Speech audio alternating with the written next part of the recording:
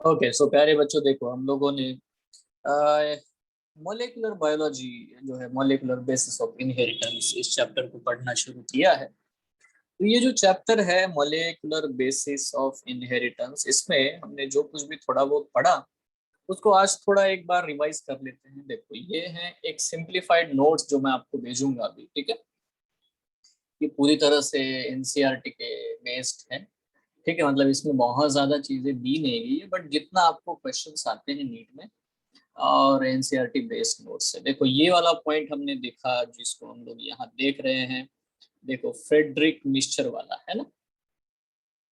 तो Frederick Miescher भाई साहब जो है, इन्होंने 1869 में जो है न्यूक्लिन ये सब्सटेंस ढूंढा था। और उसके बाद में अल्टमैन नाम के साइंटिस्ट है जिन्होंने उसको एसिडिक प्रॉपर्टी देखी है ना। ये सब चीजें हमारे एनसीईआरटी में लिखा हुआ है। और मुद्दा है यहाँ पे, जैसे कि देखो, डीऑक्सी राइबोन्यूक्लिक एसिड और राइबोन्यूक्लिक एसिड ये दोनों ही टाइप है, ठीक है, found in living systems. DNA acts as the genetic material in most of the organisms. RNA acts as a genetic material in some viruses. तो वायरसेस में भी आरएनए, अदरवाइज आरएनए जो होते हैं वो नॉन जेनेटिक है, ठीक है। वो बहुत सारे अलग अलग फंक्शंस करते हैं, जैसे कि RNA also functions as a messenger, structural role भी प्ले करते हैं, राइबोसोम बनाते हैं। एडाप्टर, एडाप्टर का मतलब है टीआरएनए जो है वो प्रोटीन सिंथेसिस के वक्त अमाइनो एसिड उठा उठा के लाते हैं, ठीक है। तो ये सब चीजें करते हैं। इसके साथ साथ बेटा आरएनए कैटालिटिक एक्टिविटी भी करते हैं, मतलब एंजाइम जैसी एक्टिविटी भी करते हैं। तो ये चीज हम लोग देखते हैं, ठीक है। इसको हम लोग आगे देखेंगे क्या क्या इसके फंक्शन है आरएनए के, सारे बेटा हमें देखने को मिलेंगे। दूसरा एक यहाँ पे मुद्दा है कि डीएनए जो है, DNA is long polymer of deoxy nucleotide, बराबर है, deoxy ribonucleotides. And the length of DNA is usually defined as a number of nucleotides. अब इसके ऊपर, इसके बेसिस पे हम लोगों ने लास्ट क्लास में कुछ प्रॉब्लम सॉल्व किए थे, बराबर है। मैंने आपको ये बताया था कि यार जब 34 एंगस्ट्रॉन वाली बात करते हैं तो उसमें होते हैं 10 base pair, that is but the basic thing, है ना। तो ये बेसिक चीज हम लोगों ने पढ़ी थी। The length of DNA is usually defined as a number of nucleotides. तो कितने बेस पेयर वहां पे प्रेजेंट होंगे, इस बेसिस पे बेटा हम लोग उसको देखते हैं। फॉर एग्जाम्पल, एक बैक्टीरियोफेज जो होता है ना। यहाँ पे थोड़ा सा ये जो मिस्टेक है, ठीक है, इसको हम लोग ऐसे लिखते हैं बच्चों, दिस इज व्हाट एक्चुअली, है ना, ये ऐसे, ठीक है। सो ये जो है बेटा 174 जो बैक्टीरियोफेज है, बैक्टीरियोफेज इसमें होते हैं लगभग, मतलब ये नंबर दिया है 5386 न्यूक्लियोटाइड्स यहाँ पे मौजूद है। That is very simple, very normal. उसके बाद है बच्चों bacteriophage lambda, has 48502 base pair, ठीक है। ये नंबर है, ये दिया गया है। मतलब देखो, हर एक जो भी ऑर्गेनिज्म होते हैं उसमें हर एक में अलग अलग लेंथ होती है डीएनए की, है ना, एक जैसी तो होती नहीं है। और ये एक पर्टिकुलर स्पीसीज के लिए स्पेसिफिक होता है, ठीक है। स्पेसिफिक डीएनए का कंटेंट आपको देखने को मिलेगा। देखो, इस्चेरिचिया कोलाई नाम का जो बैक्टीरिया है, ठीक है, has 4.6 into 10⁻⁶ base pairs. Always remember यहाँ पे क्या लिखा हुआ है, it's a base pair, it's a base pair, ठीक है, बेस पेयर में लिया गया, ठीक है, नॉट बेसिस, है ना। Now देखो, haploid content of the human DNA is a 3.3 into 10⁻⁹ base pairs और न्यूक्लियोटाइड्स, ठीक है। तो यहाँ पे हमें ये देखने को मिलता है बेटा, है ना, मतलब बेस पेयर्स या न्यूक्लियोटाइड का पेयर्स है यहाँ पे आपको देखने को मिलेगा in case of the humans also, the human DNA.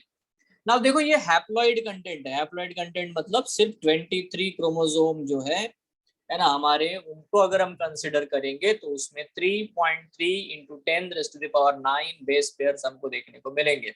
अगर हम हमारे डिप्लॉयड कंटेंट को लेंगे तो ऑब्वियसली 6.6 इंटू 10⁻⁹ ये इतना हो जाएगा, मतलब डबल हो जाएगा। तो ये है। अब मैं इसके ऊपर एक बेसिक बढ़िया क्वेश्चन पूछता हूँ आपको। आप में से कौन बता पाएगा कि यार ये चार जो दिए गए हैं इनमें से कौन सा डीएनए सिंगल स्ट्रैंडेड डीएनए हो सकता है? तो आंसर है बेटा ये जो है ना 5174 वाला जो है डीएनए है वो सिंगल स्ट्रैंडेड डीएनए है। अभी हमें कैसे पता चला? क्योंकि आप देख सकते हो यहाँ बेस पेयर है, यहाँ पे बेस पेयर है, यहाँ पे भी बच्चों बेस पेयर है, बट यहाँ पे सिर्फ न्यूक्लियोटाइड्स है। तो ऐसे बहुत सारे वायरसेस हमें देखने को मिलते हैं जिनमें इवन सिंगल स्ट्रैंडेड डीएनए भी पाया जाता है, ठीक है। But length of DNA all है ना डिपेंड करता है कि उसमें कितने न्यूक्लियोटाइड है या कितने बेस पेयर होते हैं, ठीक है। So that's it, very simple, very normal point here. अब बच्चों हम लोग अगर नोटिस करें, देखो यहाँ पे बच्चों ये जो है ये तो डेटा है, ये एनसीईआरटी का डेटा है जो हमें एक्चुअली पता होना चाहिए, ठीक है। Bacteriophage 48502 base pairs, Escherichia coli. Next, तो मैंने जैसे लास्ट क्लास में आपको समझाया था यार, ये सब पढ़ चुके हम लोग कि डीएनए और आरएनए में एक डिफरेंस है। क्या डिफरेंस है? देखो, DNA has adenine, guanine, cytosine and thymine nitrogenous bases, और RNA has adenine, guanine, cytosine and uracil in place of thymine. तो इन दोनों में एक जो न्यूक्लियोटाइड है उसका डिफरेंस होता है, ठीक है। दोनों में ही बेटा प्यूरिन्स और पेरिमिडिन्स देखने को मिलते हैं, ठीक है। प्यूरिन्स हमेशा डाइसाइक्लिक कंपाउंड होते हैं, ये मैंने आपको लास्ट लेक्चर में दिखाया था डायग्रामेटिकली। पेरिमिडिन जो होते हैं वो साइटोसिन, यूरासिल और थाइमीन है, ठीक है। थाइमीन एक्चुअली मिथाइलेटेड यूरासिल होता है, 5 मिथिल यूरासिल। मैंने आपको एक डायग्राम दिखाया था और उसमें पोजीशन दिखाई थी कि 5वें कार्बन के ऊपर मिथिल ग्रुप प्रेजेंट है। नाउ देखो, डीएनए के बारे में जब हम लोग स्ट्रक्चर पढ़ रहे थे तो हमने नोटिस किया कि उसमें दो चीजें देखने को मिली, तो न्यूक्लियोसाइड्स और दूसरा क्या है बेटा, न्यूक्लियोटाइड्स। अब यार जब न्यूक्लियोसाइड ये वर्ड यूज करते हैं, देखो न्यूक्लियोटाइड में तीन चीजें होती है ना, 3 things are there in the nucleotide, बराबर। न्यूक्लियोसाइड में दो ही चीजें होती है, दो कंपोनेंट होते हैं, one is a nitrogenous base and the pentose sugar. तो मैंने आपको डायग्रामेटिकली ये दिखाया था कि किस तरह से carbon 1 of the pentose sugar is attached to the carbon 9 और carbon 3 of the nitrogenous bases, ठीक है। तो ये जो होता है इसको हम लोग बोलते हैं न्यूक्लियोसाइड, है ना। और जो बॉन्ड उनके बीच में बनता है बिटवीन द कार्बन 1 एंड है ना 9th position as well as carbon 1 and 3rd position, ठीक है। ये जो बॉन्ड बनता है बिटवीन द, ये प्यूरिन का होगा बच्चों, राइट, और ये पेरिमिडीन में होगा, ठीक है। ये मैंने आपको लास्ट क्लास में दिखाया था। बट देखो, न्यूक्लियोसाइड को हम लोग बोल सकते हैं एडिनोसिन या ग्वानोसिन या साइटिडिन या यूरिडिन, ऐसे नाम हम लोग लेते हैं अगर ये न्यूक्लियोसाइड है तो, ठीक है। डीएनए के केस में बेटा डीऑक्सी एडेनोसिन, डीऑक्सी ग्वानोसिन, डीऑक्सीसाइटिडिन, डीऑक्सीथाइमिडिन। देखो यहाँ पे मुद्दा है ये यूरिडिन होगा, ये थाइमिडिन होगा, क्योंकि यूरासिल और थाइमिन है इसीलिए। सो ये वाला वो पॉइंट हम लोगों ने लास्ट क्लास में पढ़ा है। अभी देखो न्यूक्लियोटाइड क्या होता है, बिल्कुल सिंपली मैंने आपको फॉर्मूला लिख के दिया था। जब भी हम लोग न्यूक्लियोटाइड का फॉर्मूला देखते हैं तो न्यूक्लियोटाइड का फॉर्मूला है बेटा nucleoside, nucleoside plus phosphate group. तो ये वाला पॉइंट हमने लास्ट क्लास में पढ़ा है बच्चों, है ना। तो इसको जब हमने पढ़ा, इस चीज को जब हमने देखा, nucleotide is equal to nucleoside plus phosphate group. अब उसको अलग नाम होता है यार, एडिनोसिन, है ना, monophosphate, adenosine, guanosine monophosphate, cytidine monophosphate, uridine monophosphate, ये हो सकता है। या तो deoxy adenosine monophosphate, like this we use the word. और इसे हम लोग बोलते हैं क्योंकि फॉस्फोरिक ग्रुप ही एसिडिक प्रॉपर्टी लाता है, ये मैंने आपको लास्ट क्लास में बताया था। So when phosphate group is linked to the 5' OH of the nucleoside through the phosphodiester linkage, ठीक है, न्यूक्लियोटाइड इज फॉर्म्ड, ठीक है। तो यहाँ पे थोड़ा सा ध्यान से देखने वाली बात होती है कि जब भी हम लोग डायग्राम ड्रॉ करते हैं तो 5वां जो कार्बन होता है, 5th carbon of the nucleotide, उसी के साथ बेटा फॉस्फेट जो है बॉन्ड बाइंड हो जाता है। 2 nucleotides are linked through the 3', 5' phosphodiester linkage. ये मैंने आपको लास्ट क्लास में करके दिखाया था। 3', 5' ही बॉन्ड बनेगा फॉस्फोडाइस्टर का, ठीक है। So linkage to form a dinucleotide, दो अगर एक दूसरे के साथ जुड़ गए तो उसको मैं डाई न्यूक्लियोटाइड कहूंगा, बहुत सारे जुड़ गए तो बेटा पॉली न्यूक्लियोटाइड कहूंगा। Hence DNA is a long polymer of the deoxyribonucleotides। ठीक है, तो यहाँ बच्चों हम लोगों को नोटिस करना है कि न्यूक्लियोटाइड्स के नाम क्या क्या हो सकते हैं। ये है डीऑक्सी एडेनिलिक एसिड, इसको हम लोग क्या बोलते हैं, डीऑक्सी एडेनिलिक एसिड और DAMP। देखो ये डी लिखा है मतलब डीऑक्सी। उसके बाद में बच्चों है ना दूसरा एक यहाँ पे दिखाई देता है, उसको हम लोग कहते हैं deoxyguanylic acid, deoxycytidylic acid, deoxythymidylic acid. ठीक है, या DAMP, DGMP, DCMP, DDMP। ठीक है, इस तरह से चार कंपोनेंट, चार न्यूक्लियोटाइड हमें देखने को मिलते हैं जो कि डीएनए बनाने में मदद करते हैं। Now one end of the polymer has a free phosphate group.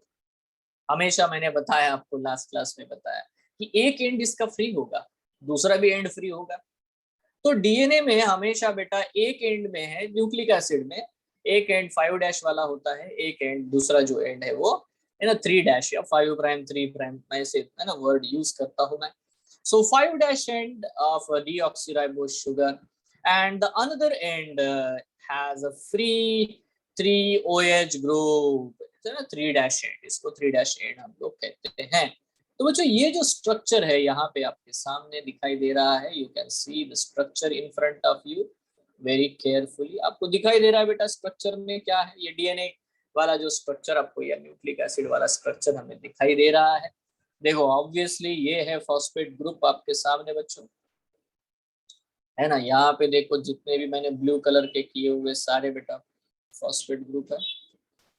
ठीक है, नाउ ऑब्वियसली बेटा जो मैं यहाँ पे रेड कलर से ऐसे इस तरह से यहाँ पे एक्चुअली मार्क कर देता हूँ। ठीक है, तो ये जो आपको दिखाया जा रहा है बेटा, ये जो कार्बन पोजीशन मैं आपको दिखा रहा हूँ, ये सारे 5th कार्बन है। ठीक है, 5th कार्बन। और बच्चों ये वाला जो है and terminal, this and terminal, this and terminal, ये 3rd कार्बन है। ठीक है, तो बेटा डेफिनेटली ये 3rd कार्बन है, ये 5th कार्बन है, ये 3rd कार्बन है, ये 5th कार्बन है, ये 3rd कार्बन है, ये 5th का। तो हमेशा जो बॉन्ड बनता है वो 3 to 5, 3 to 5 हमें फॉस्फोडाइस्टर बॉन्ड बनते हुए दिखाई देता है ऑलवेज। ठीक है ना, ये स्ट्रक्चर हमने लास्ट क्लास में पढ़ा था और बड़ा इजी है, कोई मुश्किल बात नहीं है। बट अब हम लोग ये हमेशा समझे कि हमेशा बेटा उसका एक 3 ग्रुप वाला जो है फ्री रहेगा, जब तक उस वो बॉन्ड में इन्वॉल्व नहीं हो जाता ये फ्री रहेगा। सेम वे इधर का भी बेटा एक एंड इसका फ्री रहेगा तो फॉस्फेट ग्रुप रहेगा। तो जिस साइड में 5' फॉस्फेट है उसको 5' एंड कहते हैं, जिस साइड में 3' हाइड्रोक्सिल है उसको हम लोग 3' एंड कहते हैं। सो हमेशा बेटा डीएनए में पोलैरिटी होती है, न्यूक्लिक एसिड में पोलैरिटी एग्जिस्ट करती है। ठीक है, तो पोलैरिटी एग्जिस्ट है ना, पोलैरिटी डेफिनेटली बेटा आपको एग्जिस्ट करते हुए दिखाई देगी। ठीक है, सो 5' एंड और 3' एंड हमेशा रहेगा, चाहे वो डबल स्ट्रैंडेड हो चाहे सिंगल स्ट्रैंडेड हो। नाउ सी यहाँ पे यही स्टेटमेंट है कि in RNA every nucleotide residue has an additional OH group present on the second position। अब मैंने यार ये स्ट्रक्चर आपको लास्ट क्लास में दिखाया था, फिर एक बार ड्रॉ कर देता हूँ, है ना, कोई दिक्कत नहीं है। देखो यहाँ पे है carbon 1, this is carbon 2, this is carbon 3, this is carbon 4 and this is the carbon 5। ये है पेंटोस शुगर, और कार्बन 1 के ऊपर हमेशा नाइट्रोजनस बेस अटैच्ड होता है, और कार्बन सेकंड जो है बेटा यहाँ पे H और OH एग्जिस्ट करेगा, कार्बन 3rd पे H और OH एग्जिस्ट करेगा, कार्बन 5th पे जो ग्रुप होता है कार्बन उसके ऊपर बेटा फॉस्फेट अटैच हो जाता है। तो ये जो बॉन्ड है, ये वाला जो बॉन्ड है बेटा, इस बॉन्ड को हम ग्लाइकोसाइडिक बॉन्ड बोलते हैं between the carbon number 1 and carbon number 9 और कार्बन नंबर 3। ठीक है, प्यूरिन है तो कार्बन नंबर 9 और पायरिमिडिन है तो कार्बन नंबर 3। तो ये जो चीज मैंने लास्ट क्लास में बताई थी, ये जो बॉन्ड बनता है ये कार्बन 1। तो what is the use of the carbon 1? It always forms a bond, glycosidic bond with a nitrogenous base. जो यहाँ पे हमें दिखाई दे रहा है ये जो बॉन्ड है ये ग्लाइकोसाइडिक बॉन्ड है। ठीक है, but see what is the difference. यहाँ पे देखो ये डायग्राम अगर हम लोग बनाते हैं फिर से बच्चों, यहाँ पे कार्बन 1 है, कार्बन 2 है, कार्बन 3 है, कार्बन 4 है, कार्बन 5 है। कार्बन नंबर 2 की तरफ ध्यान देना। यहाँ H और H है, मतलब एक ऑक्सीजन की कमी है। जैसे यहाँ हाइड्रोक्सिल ग्रुप है, यहाँ पे नहीं है, यहाँ सिर्फ H है, तो इसको लिए इसको हम डीऑक्सीराइबोस बोलते हैं, क्योंकि इसका एक ऑक्सीजन कम है। ठीक है, तो this simple thing I have told you in last class, yes और नो? यस, है ना? Yes, sir. बात सिंपल है। नाउ देखो, जब हम स्ट्रक्चर के बारे में बात करते हैं यार, मतलब डीएनए के स्ट्रक्चर के बारे में, due to technical limitations in isolating such a long polymer intact, ऐसा हमारी एनसीईआरटी लिखती है, the elucidation of structure of DNA reminded elusive for a very long period of time. मतलब बहुत से लोगों को समझ में नहीं आ रहा था यार, ये मॉडल होना कैसे चाहिए, डीएनए होगा कैसा, ऐसा कैसा होगा, इतने सारे फंक्शन कैसे करता है ये। तो इसका ब्रेक थ्रू आया बेटा 1953 में। रिमेंबर हर्शे और चेस का एक्सपेरिमेंट मैंने बताया था आपको, वो 1952 का है। उसके बाद बेटा James Watson and Francis Crick, ये देखो वैटसन एंड क्रिक, इन्होंने बेटा एकदम है ना एक डबल हेलिक्स स्ट्रक्चर हमें दिया। लास्ट क्लास में बताया था बेटा, वो राइट हैंडेड कॉइलिंग करता है, राइट हैंडेड कॉइलिंग। बट उन्होंने कोई डायरेक्टली नहीं बताया ये, है ना। इसके पहले, उनके भी पहले बेटा दो साइंटिस्ट थे जिन्होंने उसके ऊपर काम किया। उन्होंने डीएनए का एक्सरे डिफ्रैक्शन डेटा निकाला, एक्सरे है ना, डीएनए के ऊपर एक्सरे डाल डाल करके उसका, ठीक है, अल्ट्रा स्ट्रक्चर निकाला बेटा, एक्सरे स्ट्रक्चर निकाला।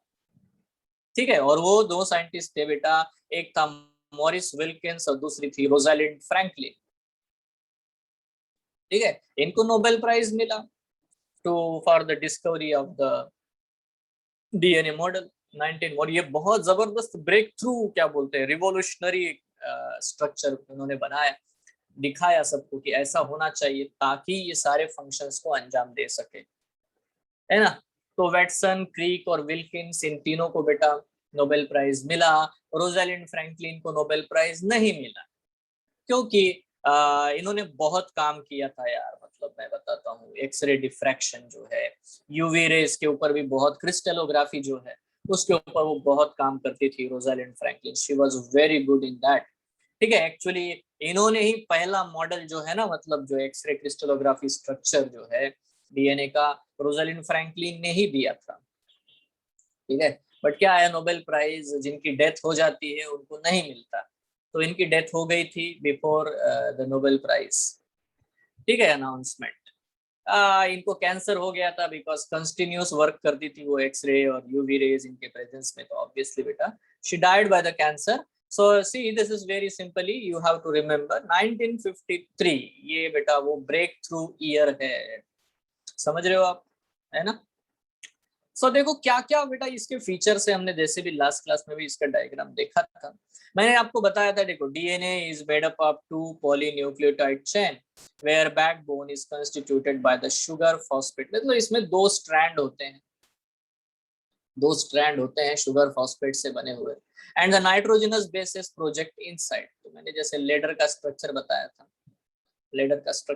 दो स्ट्रैंड जो है फॉस्फेट शुगर से बने हैं, और बीच में जो रग्स है वो यार नाइट्रोजनस बेस पेयर के बीच बना। तो to chains have a anti parallel polarity. अब ये बहुत इंपॉर्टेंट है, जो दो चेन है वो एंटी पैरेलल पोलैरिटी शो करते हैं। It means one chain has the polarity of 5-3- and the other has the 3-5-।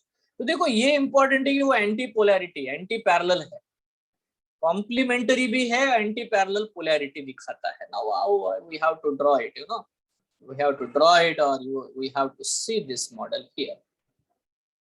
Now देखो, अगर हम इसको देखें तो यहाँ पे हमें दिखाई देता है, you can see carefully, यहाँ 5' एंड फ्री है और यहाँ 3' एंड फ्री है। ये कंप्लीट एक स्ट्रैंड है बेटा। आपको मैं एक रूल बता के रखता हूँ, डीएनए शुड ऑलवेज बी, और आरएनए और एनी सीक्वेंसेस हमेशा बेटा उसका रीडिंग 5' to 3' पढ़ते हैं हम लोग।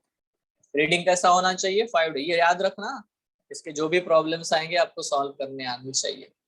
तो जो डीएनए है जिसके हम लोग देख रहे हैं, ये हमेशा बेटा इसका रीडिंग फ्रेम 5 to 3 होता है, ऑल्दो द डाइस्टर बॉन्ड जो है फॉस्फोरेट इट इज 3 to 5, तो reading frame is reverse of the bond. ठीक है, क्योंकि ऐसे ही बनता जाता है हमेशा। ठीक है, 5 to 3 बनता चला जाता है। इसीलिए हमारा जो एरो होगा ना, मतलब एरो इसके मॉलिक्यूल के, तो ऐसा होगा बेटा, ये एरो है, समझा? ये क्योंकि ये 5 इधर है, ये 3 इधर है, याद रखो ये।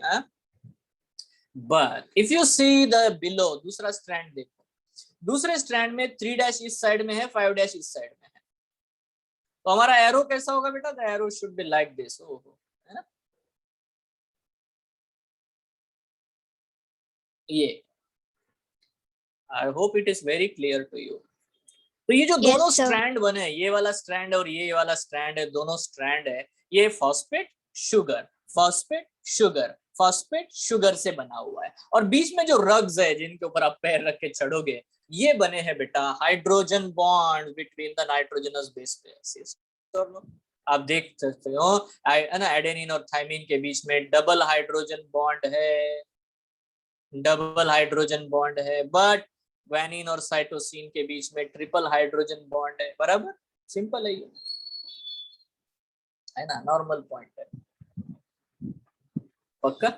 तो ये हाइड्रोजन बॉन्ड बेटा स्टेबिलिटी देता है यार डीएनए को, डीएनए को जबरदस्त स्टेबिलिटी देता है। यही हाइड्रोजन बॉन्ड की बेस पेयरिंग बेटा आरएनए में नहीं होती। तो RNA is not that much stable, so that RNA is not a genetic material of most of the organisms. So ये हम लोग पॉइंट देखेंगे। तो बेटा हाइड्रोजन बॉन्ड्स बनते हैं, बट हाइड्रोजन बॉन्ड जब भी बनते हैं, दोनों स्ट्रैंड एंटी पैरेलल है, एंटी पैरेलल, पैरेलल है बट एंटी, अलग अलग डायरेक्शन में जा रहा है। सर, हाँ सर आरएनए में हाइड्रोजन बॉन्ड नहीं रहता है, इसलिए वो नहीं सिंगल होगा, स्ट्रैंडेड क्योंकि बेस होता है पेयर, ना। हाँ सिंगल स्ट्रैंडेड है, डबल स्ट्रैंडेड है इसलिए इतने सारे। कभी कभी पेयरिंग अगर हो भी गया, कॉइल कर लिया, तो सिंगल स्ट्रैंड कॉइल कर लिया तो पॉसिबल है, तो उसको देखेंगे आप लोग। बट है ना, आप एक लीनियर आरएनए के बारे में सोचोगे तो उसमें कहाँ बॉन्ड बनेगा, नहीं बनेगा, हाइड्रोजन बॉन्ड नहीं बनेगा, समझ रहे हो, है ना। तो अभी तक ये बताओ तो डीएनए में कौन कौन से बॉन्ड है रे? एक तो है ग्लाइकोसाइडिक बॉन्ड, दूसरा है फॉस्फोडाइस्टर फॉस्फोडाइस्टर। बॉन्ड, और तीसरा है हाइड्रोजन बॉन्ड। ये तीनों बॉन्ड बेटा आपको पता होने चाहिए कि कहाँ कहाँ प्रेजेंट है। Yes, very simple. अच्छा, ये भी चीज मैंने आपको लास्ट क्लास में बताई थी। क्या आप लोग बता सकते हो ये जो स्ट्रैंड है, ये वाला स्ट्रैंड से लेकर ये वाला स्ट्रैंड, इसमें कितना डिस्टेंस है? 20 है ना, एंगस्ट्रॉम। एग्जैक्टली। तो ये चीज हमने लास्ट क्लास में डिस्कस की थी, 20 एंगस्ट्रॉम है ना। नाउ इट्स वेरी सिंपल, मतलब इवन आप बायोमोलिक्यूल चैप्टर पढ़ते हो तो उसमें सब कुछ ये पढ़ा होगा आपने, ठीक है ना। देखो यहाँ बहुत ही सिंपल ये मुद्दा आता है बेटा, देखो यहाँ पे हम लोग और एक चीज देखने वाले हैं, और वो क्या है कि यहाँ ये कॉम्प्लीमेंट्री एंटी पैरेलल है। कॉम्प्लीमेंट्री का मतलब क्या है? कॉम्प्लीमेंट्री मतलब मैं ताली बजा के तुम्हारा स्वागत करता हूँ, मैं तुम्हारी तारीफ करता हूँ तो मैं ताली बजाऊंगा, इसका मतलब I am complimenting you, correct or no? What is complementary? A always pairs with the T.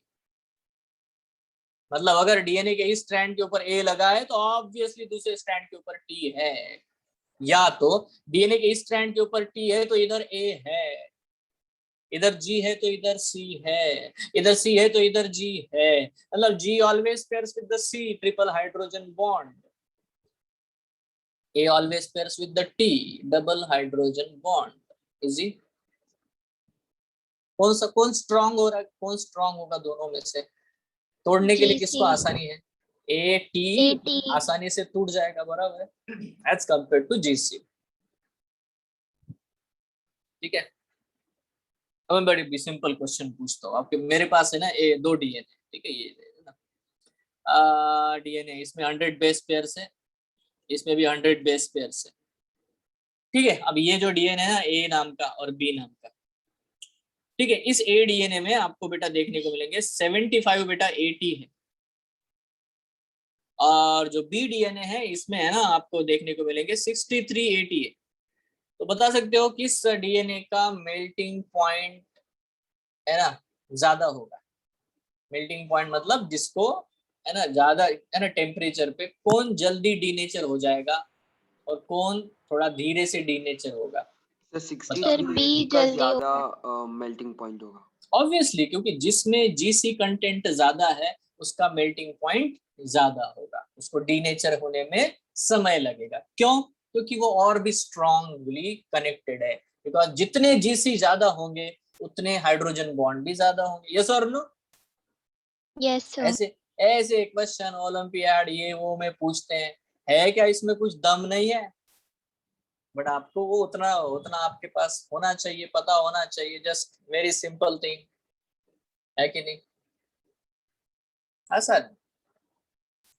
तो ये तो बेटा देखो यहाँ पे हमें थोड़ा सा, है ना, क्लियर होना है, क्लियर चीजें होनी है। अभी देखो मैं डीएनए में मैंने बताया था यार आपको लास्ट क्लास में, देखो ये है एक मेजर ग्रुप, बराबर है ना, ये कौन सा ग्रुप है रे? मेजर ग्रुप है। और ये एक मेजर ग्रुप है, तो यहां से लेकर यहाँ तक के डिस्टेंस को क्या बोलता हूं मैं? पिच एंगल, बराबर है, एक टर्न कंप्लीट, है कि नहीं? वो कितना होता है रे? 360। 360 डिग्री, बराबर। तो बेटा यहाँ से लेकर यहाँ तक कितने बेस पेयर होते हैं? 10 बेस पेयर। अब 10। ये जो डायग्राम दिखा ड्रॉ करते हैं, ये ऐसा क्यों करते हैं? ये देखो इन्हें 1 2 3 4 5 6 7 ही बनाया, 8 डाल दिया ज्यादा से ज्यादा, 10 तो हुआ ही नहीं, 2 माइनस कर दिए इसने।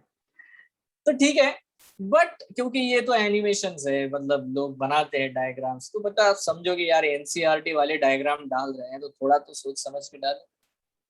10 बेस पेयर वाला तो डीएनए बना ढूंढ के लाओ, क्योंकि ये कॉपी पेस्ट होते सारे, ठीक है?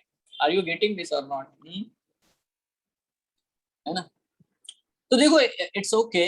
देखो हमें सिंपल सा पॉइंट यहाँ पे नोटिस करना है, वो क्या है? देखो हम लोग पढ़ रहे हैं, the bases in two strands are paired through the hydrogen bond forming the base pairs. इसी को बेस पेयर बोलते हैं। एटी बेस पेयर है, टी ए बेस पेयर है।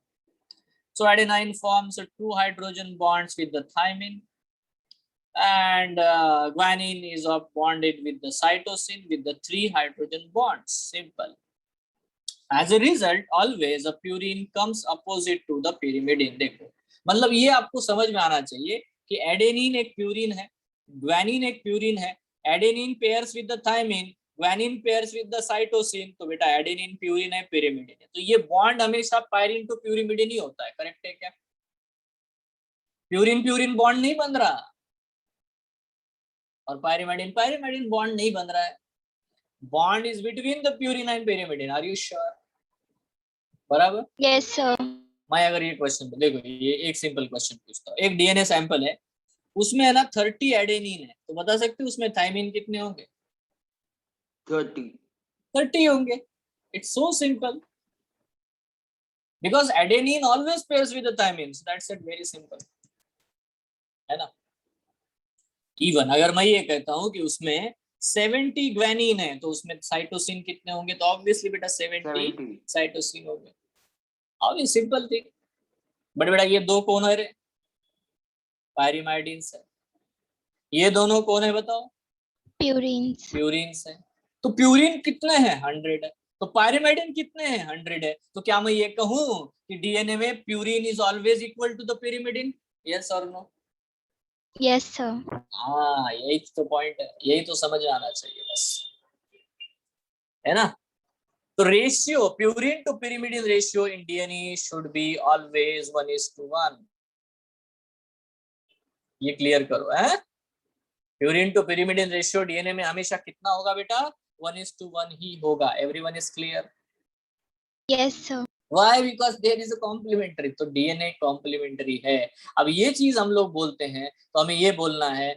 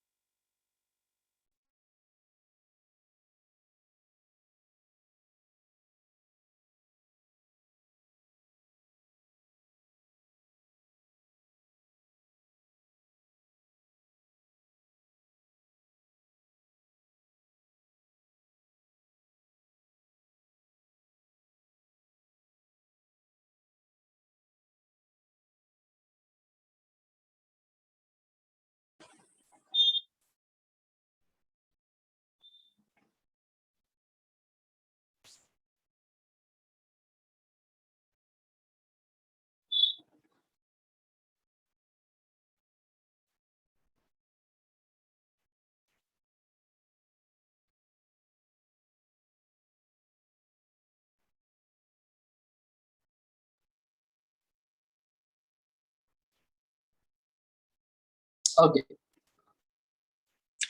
तो बच्चों यहाँ पे मैंने स्टेटमेंट को अंडरलाइन किया है ना। स्टेटमेंट ये है कि as a result always a purine comes opposite to a pyrimidine, ठीक है, यस और नो, है ना। ये स्टेटमेंट है। क्यों? क्योंकि मैंने अभी ये जो चीज आपको बताई सारी नफात है ना, हम लोगों ने पॉइंट समझा धीरे धीरे से simply.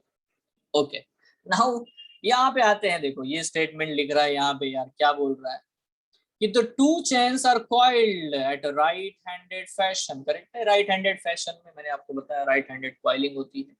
Now see the pitch of, understand ये वर्ड मैंने यूज किया बार बार, पिच एंगल, बराबर है। The pitch of the helix is a 3.4 nanometer, that means 34 angstrom, बराबर। A nanometer is 1 billionth of a meter, that is 10 raised to the power minus 9 meter. 1 nanometer is equal to 10 raised to the power minus 9 meter. And there are roughly 10 base pairs in each turn. तो हमने ये बात कही है। देखो हमारी NCERT भी इतना बोलती है रफली। रफली का क्या मतलब है यार? रफली का क्या मतलब है? देखो बहुत सारे अलग अलग टाइप के डीएनए हैं।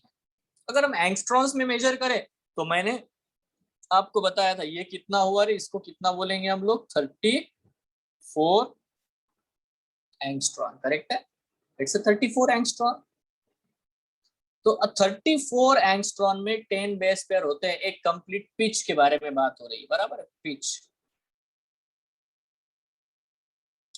Now the distance between a base pair in a helix is approximately equal to the 0.34 nanometer, and that is 3.4 angstrom.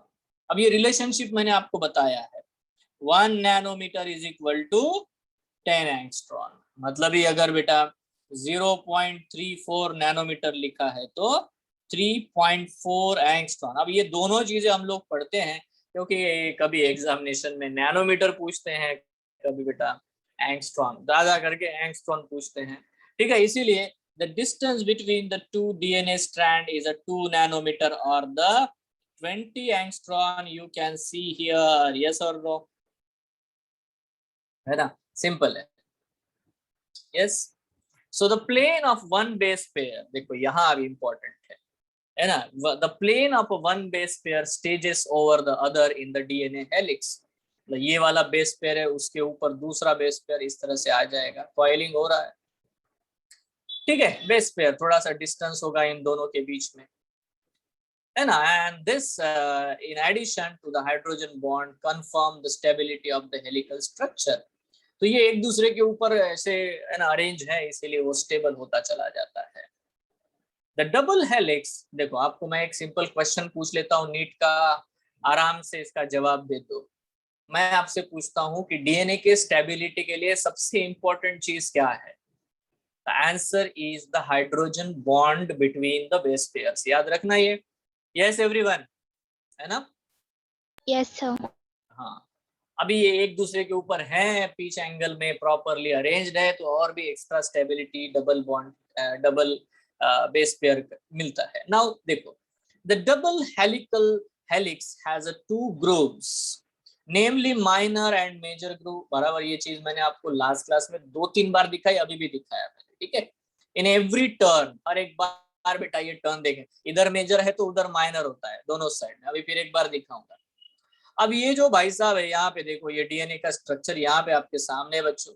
इस डीएनए के स्ट्रक्चर में बिल्कुल क्लियरली आपको चीज देखने को मिलती है बच्चों।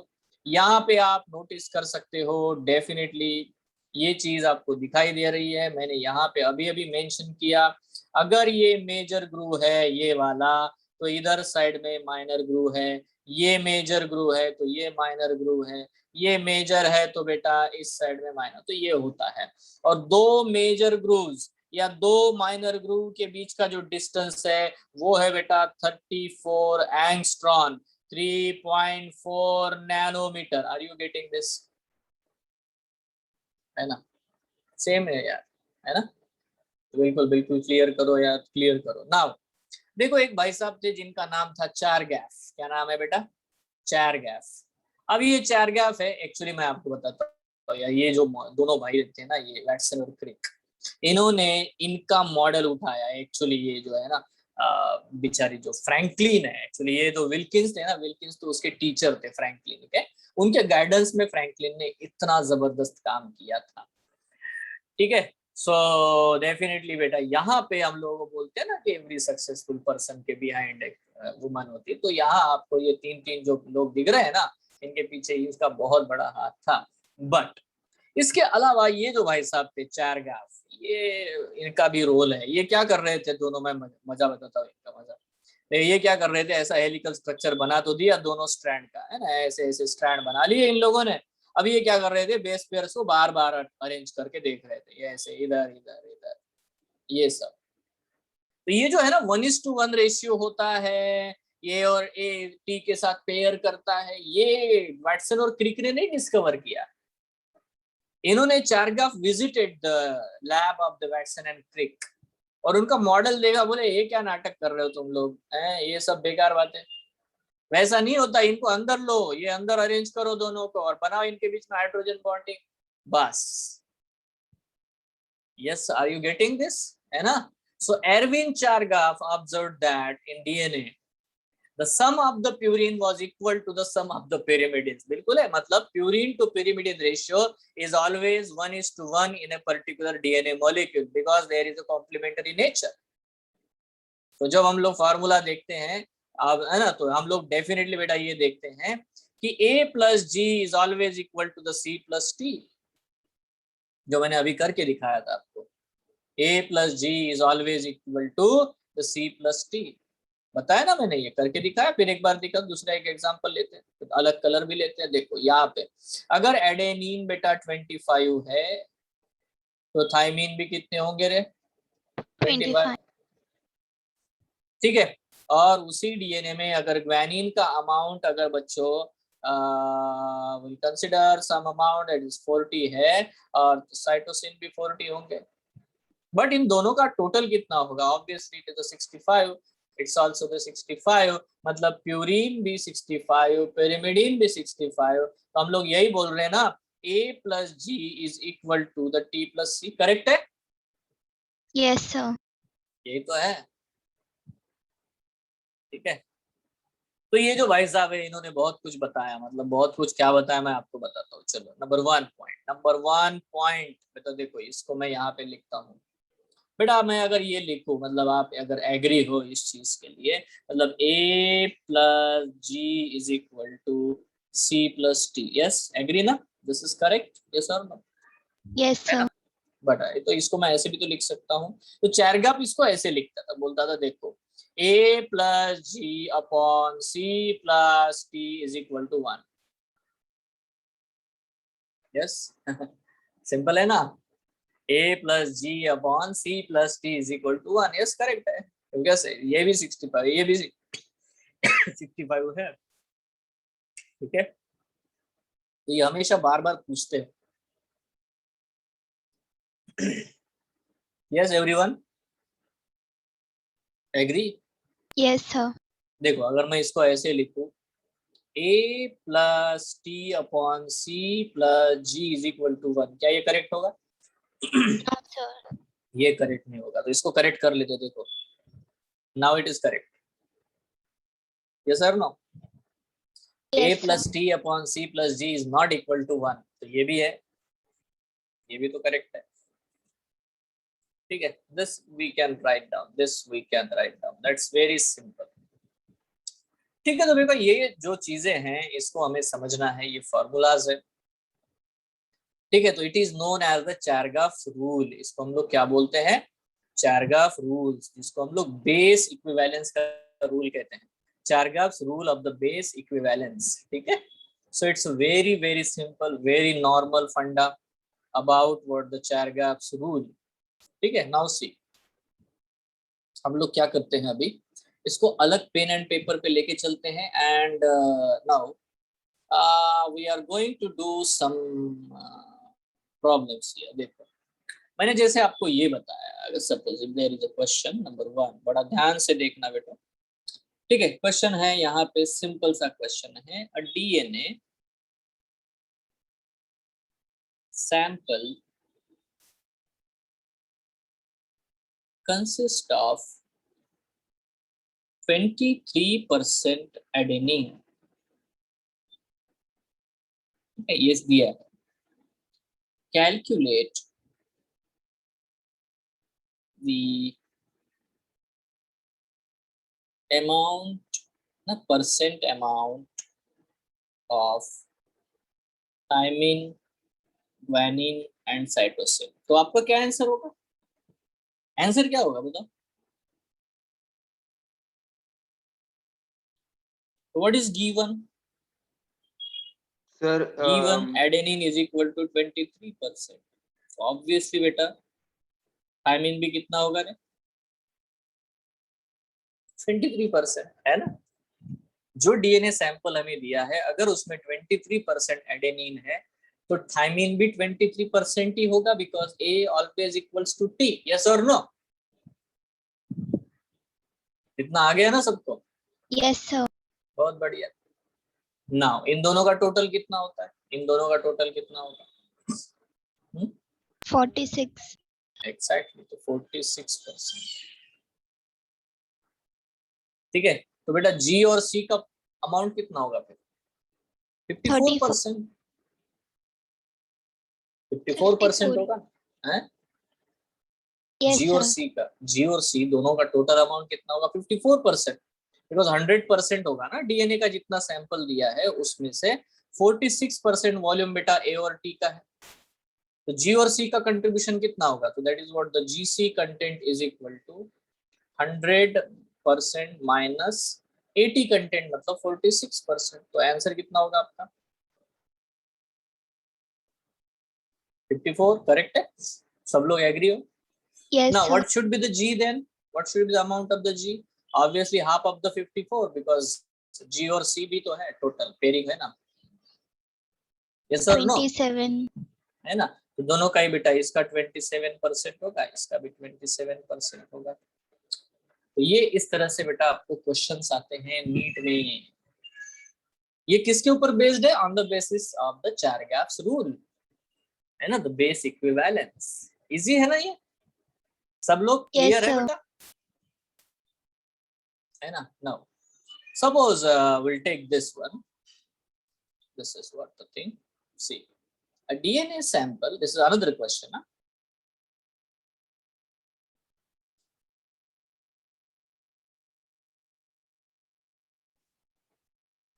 A DNA sample consists of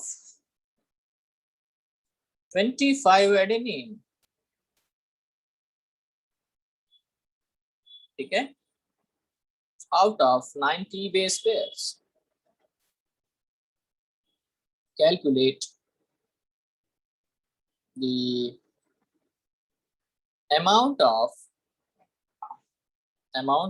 thymine, adenine and guanine. बताओ. अब आप आंसर दो इसका यार. चलो सॉल्व इट. Sir, thymine 50. जल्दबाजी मत करो, थोड़ा पेन एंड पेपर यूज करो ना. जल्दबाजी बहुत ही मुश्किल होता है. थाइमिन 50 कैसे हो जाएगा? है थाइमिन 50 कैसे हो जाता है? Thiamine Yes, sir. 25 और 25. जी और देखो नंबर वन थिंग हम लोग इसी वजह से हम लोग जैसे इवन फिजिक्स में भी हम लोग प्रॉब्लम सॉल्व करते तो हमारा मेन क्या होता है या तो हम गड़बड़ी करते हैं. देखो यहाँ हमें सबसे पहला जो रूल है जब भी कोई प्रॉब्लम सॉल्व करते हैं तो write down what is given. You know they have given the adenine is equal to just 25 number. It is 25. It's not 25%. 25 adenine है भाई. ठीक है. ओके. और क्या किया हुआ है? सो उन्होंने दिया है 90 बेस पेयर्स. ओके. तो यार 90 बेस मेरे से 25 एडेनिन है. यस. ठीक है. तो हमें सबसे पहले ये सोचना है कि यार ये तो बेस पेयर्स है. ठीक है. Adenine is a base nucleotide. तो 90 बेस पेयर्स है मतलब एक्चुअली 180 बेसिस है. Number one thing. Yes everyone. Now solution. Solve it. देखो it's a very straightforward है कि if the adenine is 25 obviously so thymine should be 25 because complementarity है। तो दोनों का मिल करके हो जाता है बेटा 50। ठीक है, तो फिर अगर 80 50 है तो ऑब्वियसली बेटा अमाउंट ऑफ जीसी कितना होना चाहिए? Amount of GC should be 180 basis minus 50 basis. तो आंसर कितना है बेटा? 130। यस एवरीवन, बच्चों क्लियर है? अमाउंट कैसे निकालना? क्या कैसे निकालना है? एडेनिन ऑलरेडी दिया हुआ है, हमें ये भी दिया हुआ है, हमने कुछ निकाला नहीं है, दिया हुआ है, गिवन। वही तो बोला मैंने, यह तो यहाँ प्रॉब्लम है। हम लोग किसी भी प्रॉब्लम को जब सॉल्व करते हैं तो हम लोग गिवन क्या है इसको तो पहले पकड़ो ना, है ना, ख्याली पुलाव से नहीं आता। देखो गिवन है एडेनिन 25 एडेनिन है, कितने से? 90 बेस पेयर में से, पूरे 90 बेस पेयर है। 90 बेस पेयर है मतलब 180 बेसिस है। बेस पेयर है ना यार, एक बेस पेयर में दो होते हैं ना बेसिस, है ना, पेयर है, पेयर है कि नहीं? Yes sir. तो 180 बेसिस है। अब आपको पता है यार एडेनिन 25 हो तो थायमिन भी 25, मतलब दोनों मिलकर के टोटल हो गया 50। तो फिर जीसी कंटेंट कितना होगा? 180 माइनस 50, तो that is 130। And what should be the half of the 130? बताओ। अरे 65। 130 का हाफ कितना होगा? 65। 65। So what should be the amount of the G? 65. What should be the amount of the C? 65. So we got the answer. Thymine 25, guanine 65, cytosine 65. बहुत higher melting point है भाई इसका। Are you clear everyone? Yes sir. Now I will change the question. ठीक है, एक और question देखो, simple question, वैसा ही बिल्कुल इसी पे बेस। तीसरा क्वेश्चन, डीएनए सैंपल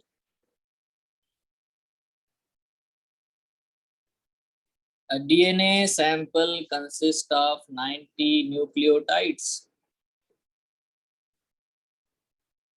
ठीक है, having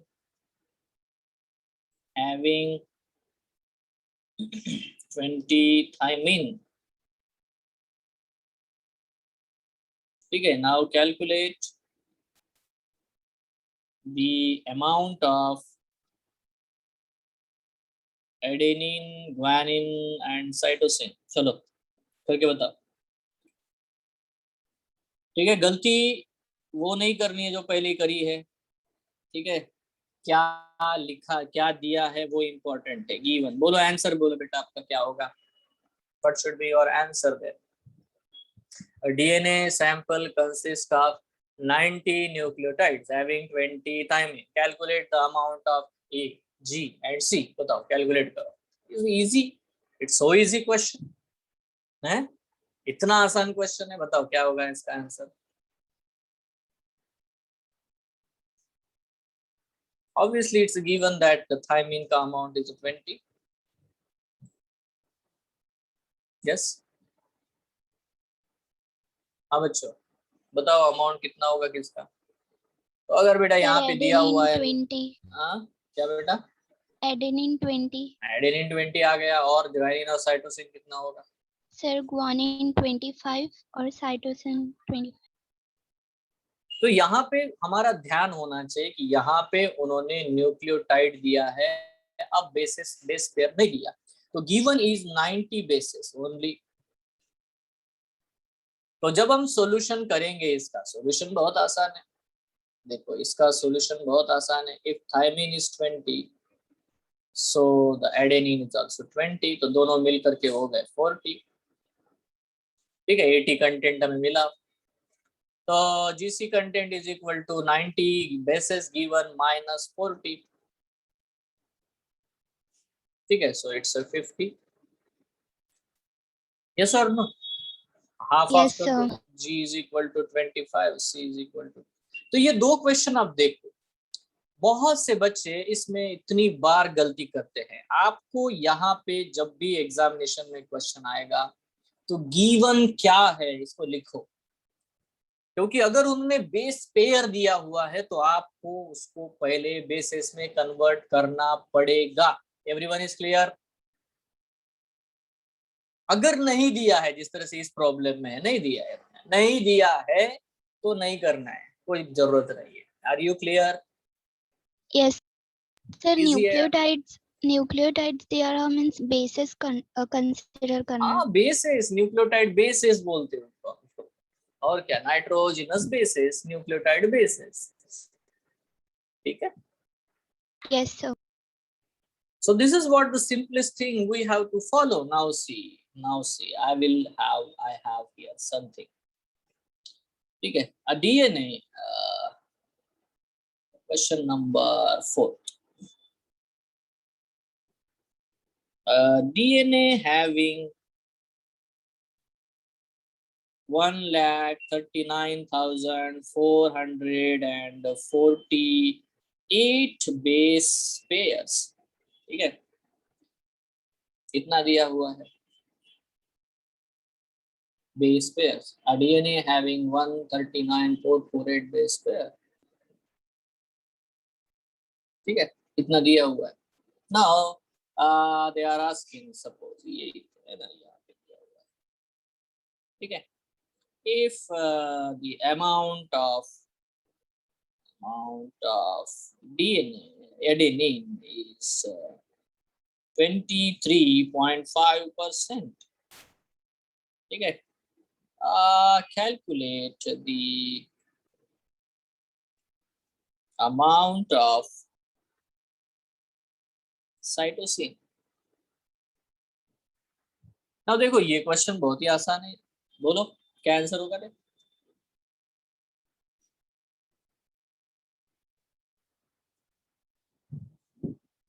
कौन बताएगा आंसर क्या है इसका?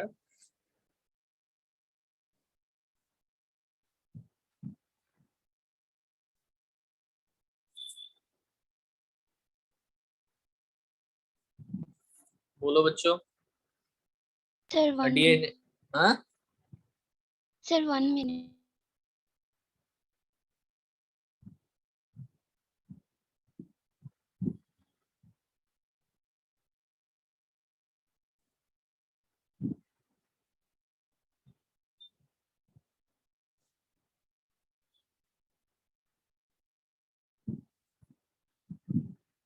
अरे अभी तक आ जाना चाहिए आंसर, इतना समय लगता है नहीं, because it is a very simple straight forward Sir, question.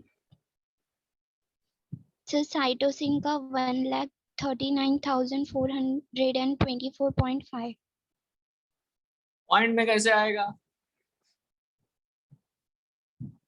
देखो इसमें हमें देखो एक बहुत ही साधारण सा बात समझ, देखो इस पर क्या है बच्चे, थोड़ा ध्यान देना सब लोग। देखो ये जो स्टेटमेंट है ना, just ignore it,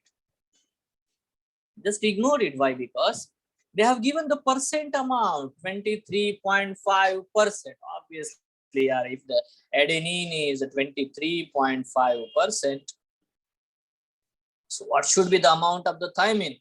It is also the 23.5%. so what should be the amount of A and T then? 47. हो गया 47%। तो जीसी कंटेंट कितना होगा? ऑब्वियसली 100 माइनस 47%, है ना? Yes, sir. परसेंटेज में पूछ रहा है यार, परसेंटेज में हमें कुछ करना थोड़ी है। अब वो ऐसे देता है, जब पॉइंट में दे रहा है, ये दे रहा है, तो ये वो डिफिकल्टी बढ़ाने की कोशिश कर रहा है, बस कोशिश है उसका, कुछ नहीं है। We don't have to, because it is not asking about the amount number, कितने न्यूक्लियोटाइड ये नहीं पूछ रहा है, कितने परसेंट है। यहाँ पे भी आंसर में देखो मैंने percent amount of the calcium, है ना, साइटोसिन पूछा है। Obviously the answer is very simple. Yes और नो एवरीवन? Yes, sir. किसी को कोई कंफ्यूजन है? आंसर कितना होगा बोलो फिर, साइटोसिन का अमाउंट कितना होगा? 26.5. 26.5 है ना, तो साइटोसिन अमाउंट इज 26.5%। आ गया रे सबको? ये भी करके दिखाना है। हैं? अभी देखो 100 माइनस 47% करोगे तो कितना आएगा? 53। हो गया। उसका हाफ है ना, जी होगा, हाफ सी होगा। सो that's it, that is very simple question, very simple question. Okay, यहाँ पे हम लोग आते हैं, यहाँ पे आते हैं। The question is a DNA sample, a sample 1700 angstrom long consists of 25 adenine.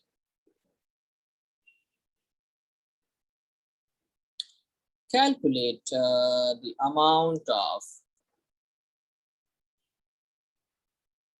guanine. Let's बताओ।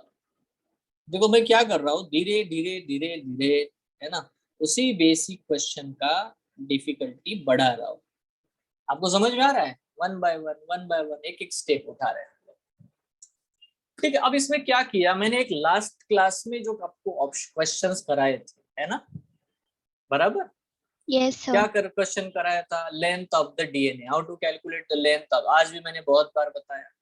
Now what is given, you know the length of DNA given,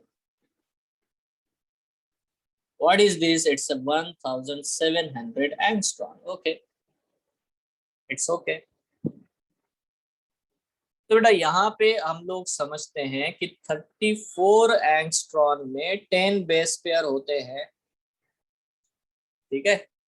तो 1700 एंगस्ट्रॉन में कितने बेस पेयर होंगे? तो सबसे पहले 500। आपको बेस पेयर कैलकुलेट करने पड़ेंगे, है ना? तो आंसर आ जाता है, वैसे भी कोई प्रॉब्लम नहीं है। ऑब्वियसली इसका आंसर आएगा बेटा, कितना आएगा?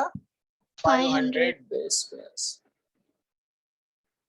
और देखो नीट वाले भी क्वेश्चन कैसे पूछते हैं, क्योंकि आपको पता है, देखो 34 है ना, 3400, 3400 में 1000 बेस पेयर होंगे। अगर देखो 34 एंगस्ट्रॉम में 10 बेस पेयर होते तो 3400 में, ठीक है, ऑब्वियसली आपको नोटिस करने को मिलेगा 1000 बेस पेयर होंगे। तो 1700 बेस पेयर में कितना होगा? 500 बेस पेयर होंगे।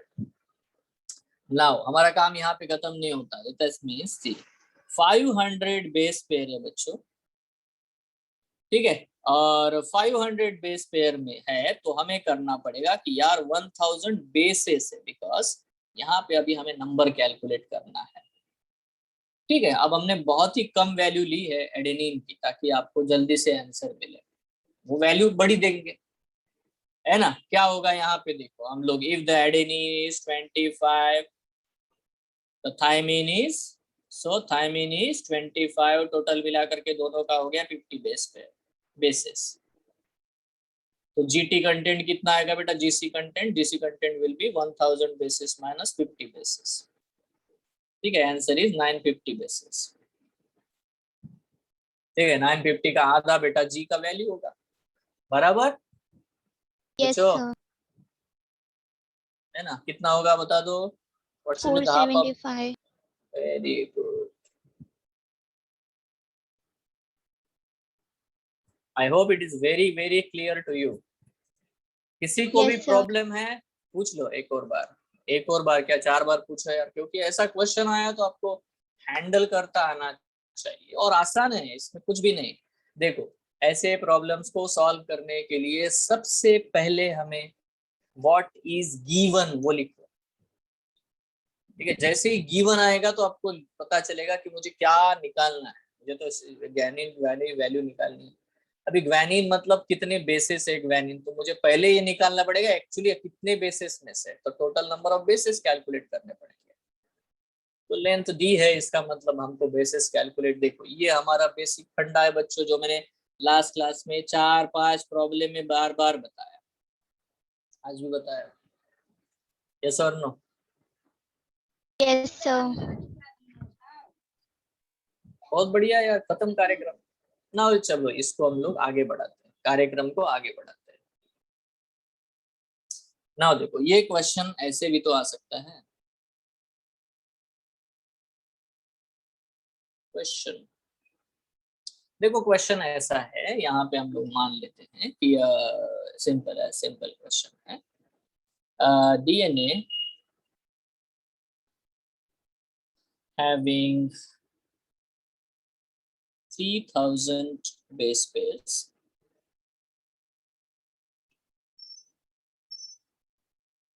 consist of 26% adenine,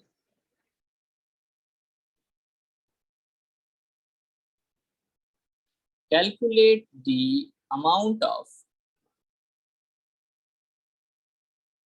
cytosine and guanine। अब ये क्वेश्चन आप थोड़ा सा सोचो, इसमें क्या बोल रहा है। ठीक है, देखो मैंने दो प्रकार के क्वेश्चंस आपको करके दिखाए हैं। नंबर 1, परसेंटेज दिया है तो परसेंटेज ही निकालना है। नंबर 2, नंबर दिया है, अमाउंट दिया है तो अमाउंट निकालना है। ये से दो क्वेश्चन किए हमने। अब इसने क्या किया है यहाँ पे, इस प्रॉब्लम में थोड़ा सा ही सिंपल कॉम्प्लिकेशन है। वो क्या है, परसेंटेज दिया है और अमाउंट बेटा कैलकुलेट करना, और ये बहुत बड़ी बात थोड़ी है। तो कैन यू, अब कर पाओगे ना यार, है ना? बताओ आंसर, बताओ क्या होगा।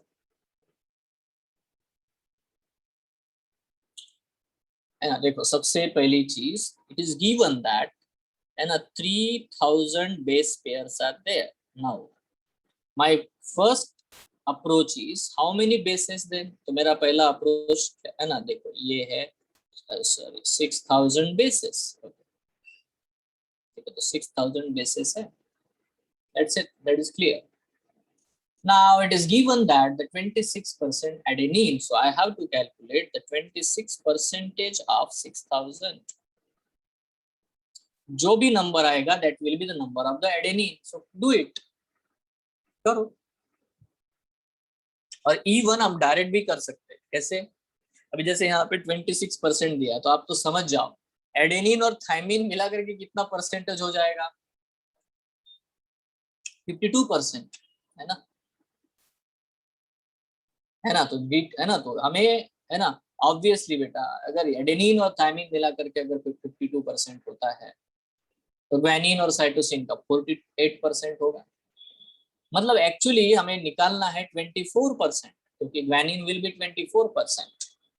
ये तो क्लियर है ना आपको, है ना? Yes, तो sir. Just calculate the 24% of the 6000 and you will get it the number of cytosine and the number of guanine। तो बताओ कितना होगा।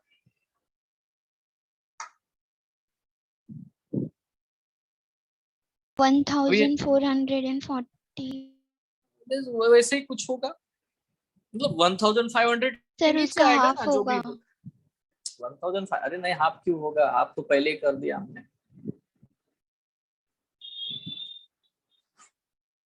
6000 का हाफ 3000 होगा। 3000 में से भी है ना आप कर रहे हो, तो 24%। देखो सिंपल है, एडेनिन अगर 26% है तो थाइमिन भी 26% है।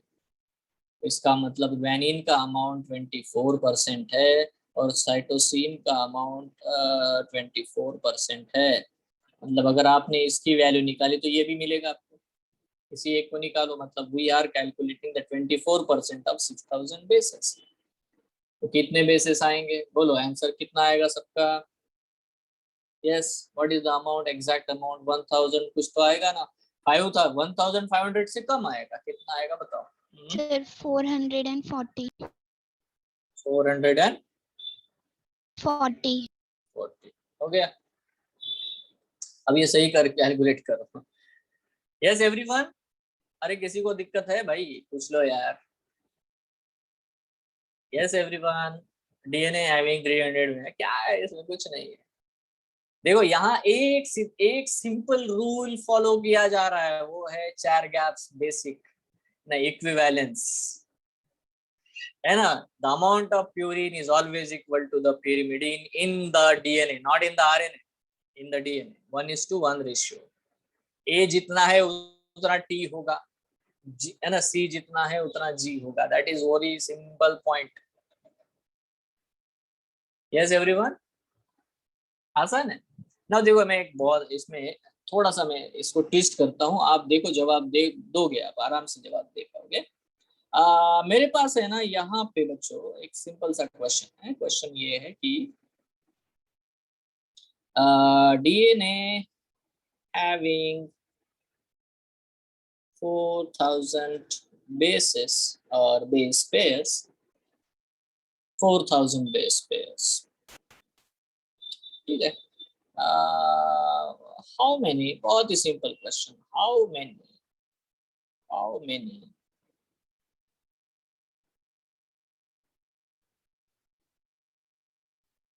phosphodiester bonds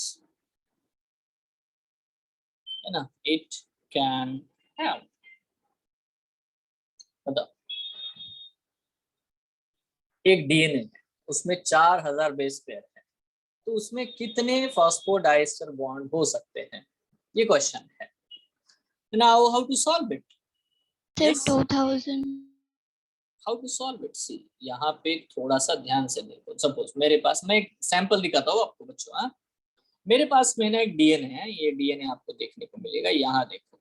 अब इस डीएनए में ना एक बेस पेयर है, this is one base pair, ठीक है, and this is a two base pair. Now can you tell me how many phosphodiester bonds are there? 2. Only दो ही बेस पेयर है। तो ऑब्वियसली बेटा मैं यहाँ पे ये लेता हूँ, यहाँ पे देखो, यहाँ एक बेस पेयर है, यहाँ एक बेस पेयर है, दैट्स इट, ओवर, खत्म हो गया।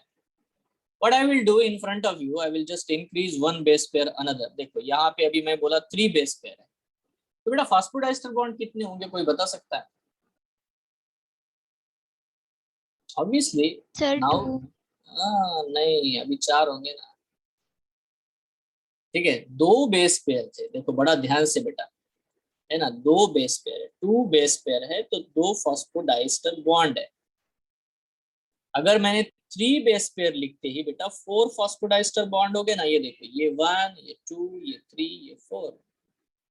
Can I increase? Yes, I will increase. Just I am going to ask you which formula you can formulate। अगर आपको मैं बोलूं, अभी देखो मैंने नंबर ऑफ बेस पेयर बढ़ा दिए, 1 2 3 4, चौथा बेस पेयर आया। तो बेटा अगर मैंने 4 बेस पेयर लिखा, तो ऑब्वियसली बेटा number of phosphodiester bond increase हो गए। तो जैसे ही एक बेस पेयर बढ़ता है, 2 फॉस्फोडाइस्टर बॉन्ड इंक्रीज होते हैं। Yes everyone? Yes, sir. So क्या, what should be the answer? 4 base pair है, तो number of base pair, number of Sir, phosphodiester bonds are 8000. 6 phosphodiester bonds. Sir ये नहीं समझा सर। सिंपल है। अरे ये वाला बेस है, ये वाला बेस है, इनके बीच में फॉस्फोडाइस्टर बॉन्ड बनता है ना, ठीक है। ये वाला बेस है, ये वाला बेस है, इसमें तो ये बेटा अगर 2 बेस पेयर है, this is the first base pair, this is the second base pair, तो इनके बीच में कितने बॉन्ड है, तो बेटा 1 and 2। बट और एक बेस पेयर अपने ऐड किया, तो यहाँ पे देखो ये एक बेस पेयर है, ये एक फॉस्फोडाइस्टर बॉन्ड है।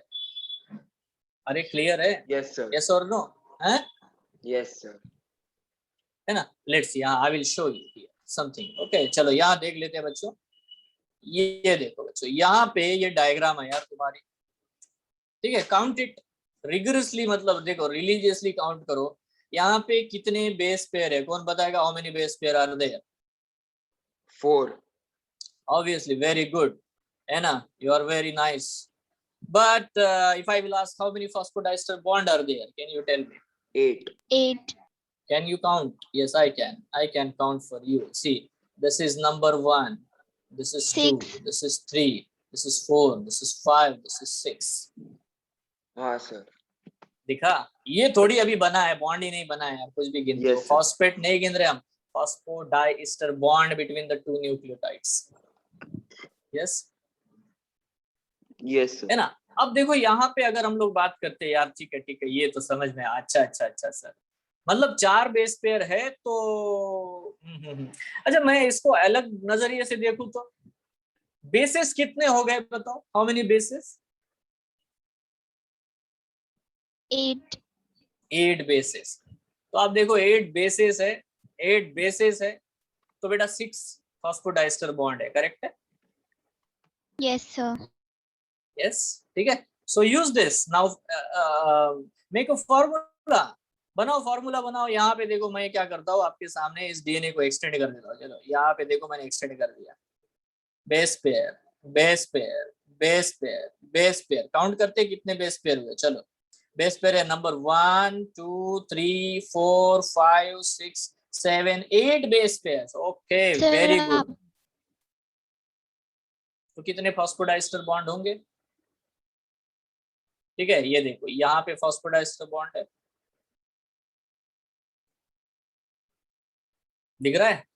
सो हाउ मेनी, है ना, जैसे मैंने 8 बेस पेयर लिखा, मैं यहाँ पे लिख देता हूँ बच्चों 8 बेस पेयर। तो कितने फॉस्फोडाइस्टर बॉन्ड होंगे? Just count it, you will know it, you will understand this. Just count it. देखो 1 sir 2 10 3 4 5 6 7 8 9 10 11 12 13 14। My God, 14 phosphodiester bond. ठीक है, so what should be the answer then? See, n into 2 minus 2 आया क्या रे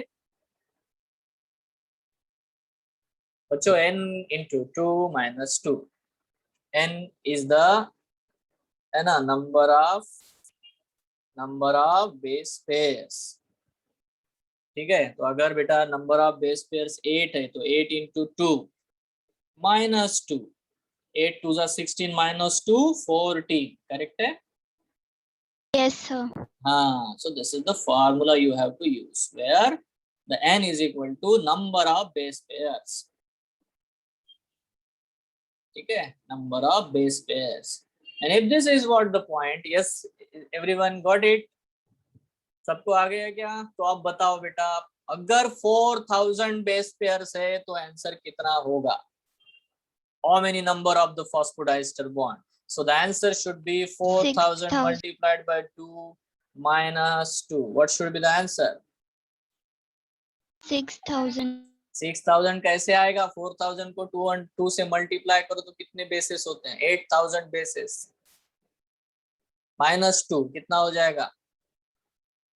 7998. This should be the answer. Yes everyone? Yes sir अरे formula लिखा है 9 into 2 minus 2. What is n? Sorry, n is n into 2 minus 2. So what is n? N is equal to number of base pairs.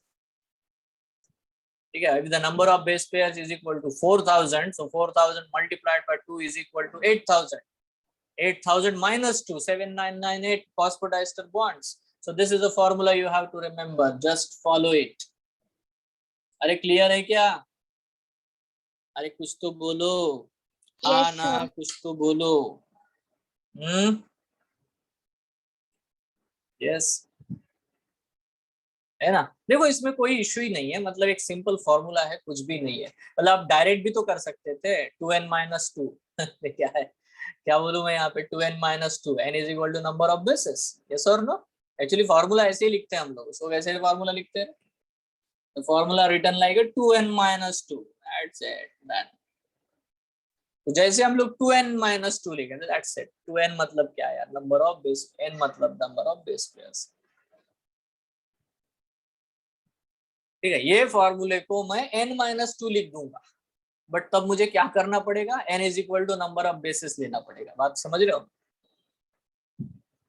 अरे किसी को समझा मैंने क्या बोला? यस सर अरे n is equal to number of basis लिया, तो वैसे भी अगर बेस पेयर 4000 है तो बेसिस कितने होंगे?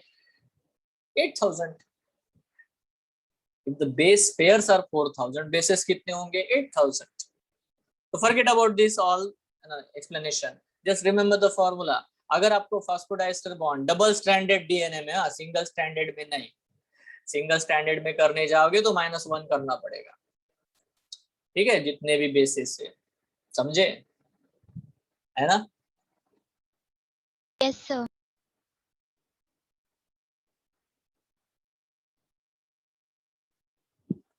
ठीक है, मतलब 8 बेसिस होंगे तो 7 फॉस्फोडाइस्टर बॉन्ड होंगे। ठीक है, so that's it. We all have to understand, क्योंकि हमने मल्टीप्लाइड बाय 2 इसीलिए, क्योंकि डबल है, डबल स्ट्रैंड है, so that we have done it. Now एक बेस्ट सर क्वेश्चन पूछता हूँ, बोलो बोलो। सर पूछो। आपने वो जो सिंगल स्ट्रैंड का बताया वो वापस रिपीट। बहुत सिंपल है ना, अगर एक सिंगल स्ट्रैंडेड आरएनए है तो उसमें कितने फास्फोडाइस्टर बॉन्ड होंगे? उसमें अगर सपोज 10 बेसिस है, 10 बेसिस है तो कितने फास्फोडाइस्टर बॉन्ड होंगे? How 18 many? 18 18 कैसे होंगे? वहां डबल स्टैंडर्ड थोड़ी है, जस्ट बेसिस, बेस है, बेस पेयर नहीं। If I will say basis, just it is a single strand. Consider single strand. Single stranded RNA है, उसमें 9 बेसिस है, तो आपको कितने फास्फोडाइस्टर बॉन्ड दिखेंगे? तो ऑब्वियसली सिंगल स्ट्रैंडेड आरएनए में एक, दूसरा, तीसरा, सारे 9 के 9 एक के बाद एक लगे हुए हैं ऑन द सेम स्ट्रैंड। तो ऑब्वियसली बेटा द आंसर शुड बी, यहाँ पे काउंट करो ना बच्चों, एक ही स्ट्रैंड को काउंट करो, आपको आंसर मिलेगा। Yes, just I will show you here, see in this case, अगर आप देख पा रहे हो सिर्फ एक स्ट्रैंड को देखो, कितने बेसिस है? वन सिंगल स्ट्रैंड, दूसरा स्ट्रैंड देखो ही मत, नहीं है ऐसा सोचो। सिंगल स्ट्रैंड में कितने बेसिस है? 1 2 4 3 4। अगर 4 है तो बेटा नंबर ऑफ फास्फोडाइस्टर बॉन्ड कितने हैं? 3। 3 that's it, simple.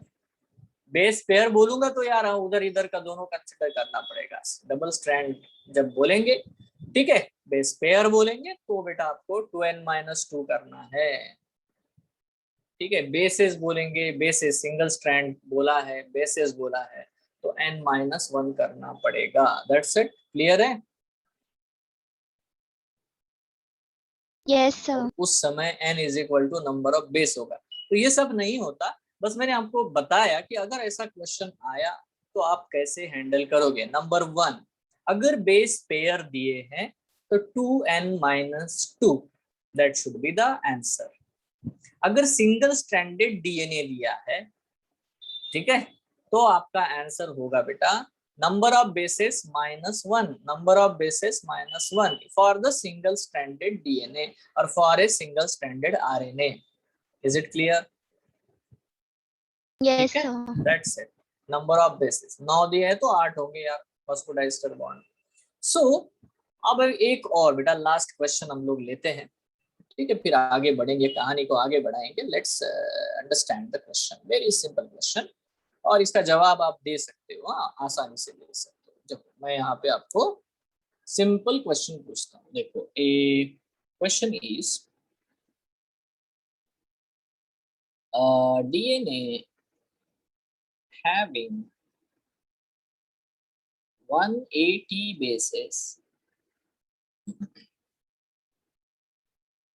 consist of, sir आपका स्क्रीन मतलब दिख नहीं रहा क्या बोल रहा हूँ? सर दिख रहा है। हाँ दिख वही रहा है तो, अभी सर। a सर DNA थोड़ा लैग having हो रहा था इसलिए। 180 bases consist of, तुम्हारा नेटवर्क इशू होगा बेटा है। Yes sir.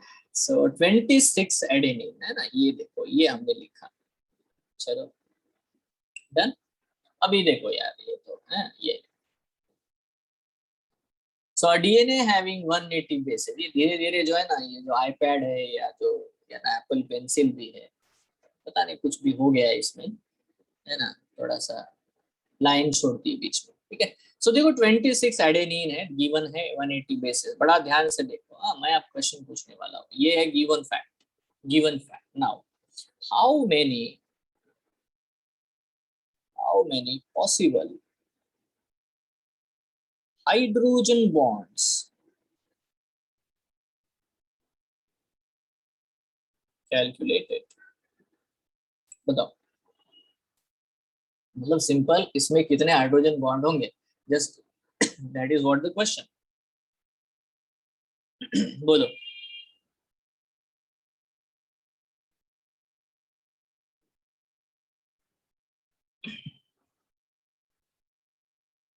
डीएनए उसमें 180 बेस है, 180 bases consist of 26 adenine, they are 26 adenine है। बहुत आसान है यार, बहुत ही आसान, easiest thing to do it. देखो इसमें सबसे पहला जो कंसेप्ट है वो क्या है, कि एडेनिन और थाइमिन इनके बीच में जो बॉन्ड होते हैं वो होते हैं डबल बॉन्ड, बराबर, डबल हाइड्रोजन बॉन्ड, यस और नो, है ना। तो ये बेसिक है Yes, इसका, sir. ये बेसिक क्या है बच्चों इसका, तो बेसिक है adenine pairs with the thymine with the double hydrogen bond. तो इसका मतलब होता है बेटा नंबर ऑफ एटी पेयर है ना multiplied by 2 is equal to hydrogen bonds. Correct है रे, है ना। दूसरा नंबर ऑफ जीसी पेयर, क्योंकि जी और सी के बीच में ट्रिपल हाइड्रोजन बॉन्ड होता है, करेक्ट है ना, क्लीन हाइड्रोजन बॉन्ड है ना। तो अगर ट्रिपल हाइड्रोजन बॉन्ड प्रेजेंट होता है जी और सी के बीच में, तो ऑब्वियसली बेटा number of GC pair multiplied by 3, तो ये हो जाएंगे, हमें टोटल मिलेंगे hydrogen bond in the GC pair. And so if we add this we'll get the total hydrogen bonds, ठीक है, we'll get the total hydrogen bonds, see this is way, now you know it, simply 26 adenine है यार, इसका ही मतलब 26 thiamine है, इसका ही मतलब बेटा 80 पेयर कितने हैं, तो 26 80 पेयर है ना, 26 adenine है, A will pair with the T, so 26 80 pair, तो 26 multiplied by 2, yes or no, yes बच्चों, yes everyone, अरे आवाज भी आ रही है, are you getting my voice और नॉट।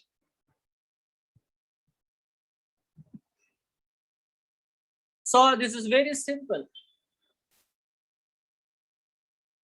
है ना। तो obviously the answer is 52 hydrogen bond between A and T. Now same thing, अगर मैं आपको जीसी के लिए पूछूं, जीसी का अमाउंट पहले निकालना पड़ेगा, जीसी का अमाउंट निकालना पड़ेगा, मतलब 180 माइनस 52 करो, है ना। जीसी का अमाउंट कितना आया बोलो, चैट सेक्शन में तो लिखो, नहीं बोल पाते तो मुंह पे ताला लगा के बैठे हो तो चैट यहाँ पे लिखो, जैसे इसने बच्ची ने लिखा, प्यारी बच्ची, है ना। कितना होगा जीसी, अगर देखो ये 26 है, ये 26 है, तो दोनों मिला करके हो गया बेटा 52, है ना। तो बेटा जीसी कंटेंट मस्ट बी 180 में से 180 माइनस 52, कितना हो जाएगा,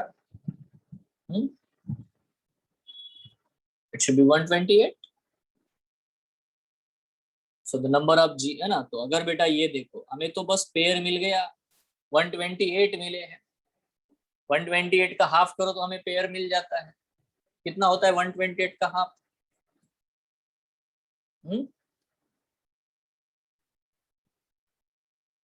जीसी इज इक्वल टू 128, बेटा पेयर कितने होंगे, तो GC pair will be 128 divided by 2, क्योंकि जितने जी है उतने ही सी है ना। So what should be the amount, obviously 64। तो बेटा हाइड्रोजन बॉन्ड कैलकुलेट करने हैं तो हम लोग क्या करेंगे, ये फॉर्मूला यूज करेंगे, number of GC pair, number of GC pair हमको मिल गया 64, ठीक है, क्योंकि दोनों मिला करके है 128, तो मतलब जी भी 64 है, सी ऑल्सो 64 है, दोनों का पेयर 64 ही होगा, सो 64 मल्टीप्लाइड बाय 3, है ना, 64 मल्टीप्लाइड बाय 3 कितना होगा 192,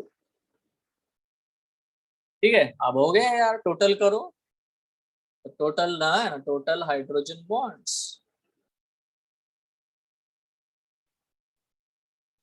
टोटल हाइड्रोजन बॉन्ड है देखो 192 इनके बीच में है, जीसी पेयर के बीच में, और 52 एटी पेयर के बीच में है। तो बेटा आंसर आपके सामने है, कितना हो गया 19 plus 5 is equal to 24. 244. That's it. Our answer is this. It's so easy. आपको कुछ करना ही नहीं है, कितने पेयर है निकालना है, 80 pair multiplied by 2, GC pair multiplied by 3, that is only the answer. ठीक है, तो कितने हाइड्रोजन बॉन्ड है, क्योंकि ए और टी के बीच में 2 हाइड्रोजन बॉन्ड होते हैं। अगर एटी पेयर 100 है तो बेटा answer should be the 200 hydrogen bond. GC pair 100 है तो, है ना, तो 300, मतलब 100 मल्टीप्लाइड बाय 3 करोगे तो आपको ये मिलेगा। मतलब जितना आपको एटी का पेयर मिलता है उतने ही बेटा डबल हाइड्रोजन बॉन्ड आपको मिलेंगे। जितना आपको जीसी का पेयर मिलता है उतने ही आपको ट्रिपल हाइड्रोजन बॉन्ड मिलेंगे। It's so simple. तो ये मैंने आपको भेज देना है अभी थोड़ी देर बाद में, है ना, देख लो पूरा कैसे कैसे किया है, क्या है। यस और नो? हाँ बच्चों, मैं एक क्वेश्चन पूछता हूँ, मतलब आपका देखते हैं, है ना, मतलब जो अभी मैंने बताया उस पर आप कैसे जवाब दे सकते। देखो यहाँ पे, है ना, ये क्वेश्चन क्वेश्चन ये है, एक है ना, ये है 5174 वायरस, है ना, फेस कंसिस्ट ऑफ, उसका डीएनए है सैंपल, है ना, कंसिस्ट ऑफ 13945 बेस, है ना, बेसिस बेसिस, ठीक है।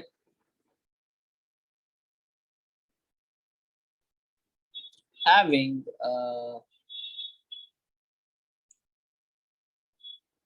790 adenine,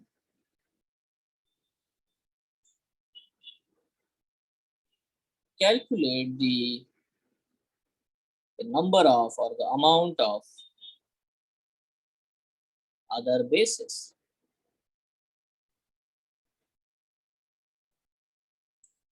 तो बताओ, देखो इस क्वेश्चन में है ना, मतलब आप कैसे करोगे, मतलब how you will do it. Yes anyone? 5174 face bacteriophage consist of 139, ऐसा हमें एक डीएनए में आइसोलेट किया, उसका हमने टूट गया वो, बहुत सारे डीएनए उसमें आपको तो देखा। अब उसमें बेटा हम लोगों ने कैलकुलेट किया तो 790 एडेनिन है, तो आपको कैलकुलेट करना है अमाउंट ऑफ अदर बेसिस कितने हो सकते हैं, है ना। Can you calculate? Yes, can you tell me anything, what should be the answer for this question? ठीक है, now answer is we can not, है ना, say this is the answer. Why sir, ऐसा क्यों क्यों नहीं कर सकते बताओ, है ना, कैसे करोगे, क्यों नहीं कर सकते बताओ? Why? Because the phase this 5174, this virus have a single stranded DNA, and with this single stranded DNA, so जितने एडेनिन है उतने थायमाइन तो नहीं होंगे, because there is no base pairing, because it has a single, अभी तो थोड़ी देर पहले बताया था आपको मैंने, क्वेश्चन भी पूछा था इनिशियल लेवल पे। why we can't say? why? because it has a single stranded DNA, है ना, due to single stranded DNA. तो बेटा सिंगल स्ट्रैंडेड डीएनए मैं कुछ नहीं बता पाऊंगा, because there is no base pairing, so I can not calculate. ये सब ऊपर के कैलकुलेशन हम क्यों कर पाए? Because there is a base pairing my child. Yes और no? If there is no base pairing, can you do it? No. You can answer one question, and that one question is how many phosphodiester bonds are there. Yeah, that you can answer. Yes or no? Can you? How many phosphodiester bonds should be there? 13945. The answer should be 13944 because -1. That's it, done. है ना? Number of bases -1 is the number of phosphodiester bonds in case of the single stranded DNA. Yes or अरे आ गया क्या भाई? Yes sir. है ना, थोड़ा सा छोटा छोटा दिमाग लगाना होता है, ज्यादा कुछ नहीं है, बहुत ज्यादा कोई रॉकेट साइंस नहीं है। ठीक है, just see it very carefully, आपको आराम से देखना है। Just will move toward the notes, now देखो मैंने ये इतना छोटा सा पॉइंट यहाँ पे लिखा, इधर ये वाला, ठीक है, या तो ये बेस पेयरिंग का ये वाला लिखा, और वहां जाकर के इतने सारे प्रॉब्लम्स अभी इसके ऊपर बहुत बनाए जा सकते हैं। ठीक है, मतलब सिंपल है, आपको ज्यादा मुश्किल नहीं पूछते। जो पहले इनिशियल लेवल पे 2-3 क्वेश्चन मैंने पूछे हैं, परसेंटेज दिया एडेनिन का तो उसका कितना होता है, ये लेवल का क्वेश्चन आता है। मैंने थोड़ा सा ज्यादा एक्सटेंड करके बताया ताकि अगर आपको आ भी जाए वैसा क्वेश्चन तो you can handle it. Now see what is a central dogma. देखो डोगमा का मतलब होता है हाइपोथेसिस। डोगमा का मतलब होता है बेटा हाइपोथेसिस यार। Francis Crick propose the central dogma. अभी ये क्रिक भाई साहब थे, ठीक है। He propose the central dogma in molecular biology. उनका कहना था कि देखो डीएनए जो है इसमें इंफॉर्मेशन को स्टोर किया जाता है, ठीक है। It is a storage structure. DNA information को स्टोर करता है, आरएनए इंफॉर्मेशन का ट्रांसमिशन करता है, और प्रोटीन उसके एक्चुअल स्ट्रक्चरल फंक्शनल इंपैक्ट को दिखाता है। तो होता कैसा है ये, डीएनए से पहले आरएनए बनाया जाता है, आरएनए से बाद में प्रोटीन बनता है, ठीक है। डीएनए से आरएनए बनने की जो प्रोसेस है उसे हम ट्रांसक्रिप्शन कहते हैं, ठीक है। So normally whenever we see this DNA से जब बेटा आरएनए बनता है तो उस प्रोसेस को हम कहते हैं ट्रांसक्रिप्शन। उसके बाद आरएनए से जब प्रोटीन बनाए जाते हैं तो इस प्रोसेस को हम लोग कहते हैं बच्चों translation. This is called the translation, yes, ठीक है। इसको हम लोग कहते हैं ट्रांसलेशन। तो ये है एक्चुअली सेंट्रल डोगमा। इसमें और एक चीज ऐड कर दी बाद में, वो थी कि डीएनए खुद की कॉपीज भी बना लेता है, जिसे हम लोग कहते हैं रेप्लिकेशन, डीएनए रेप्लिकेशन, ठीक है। देखो स्क्रिप्ट है, ट्रांसक्रिप्ट, स्क्रिप्शन,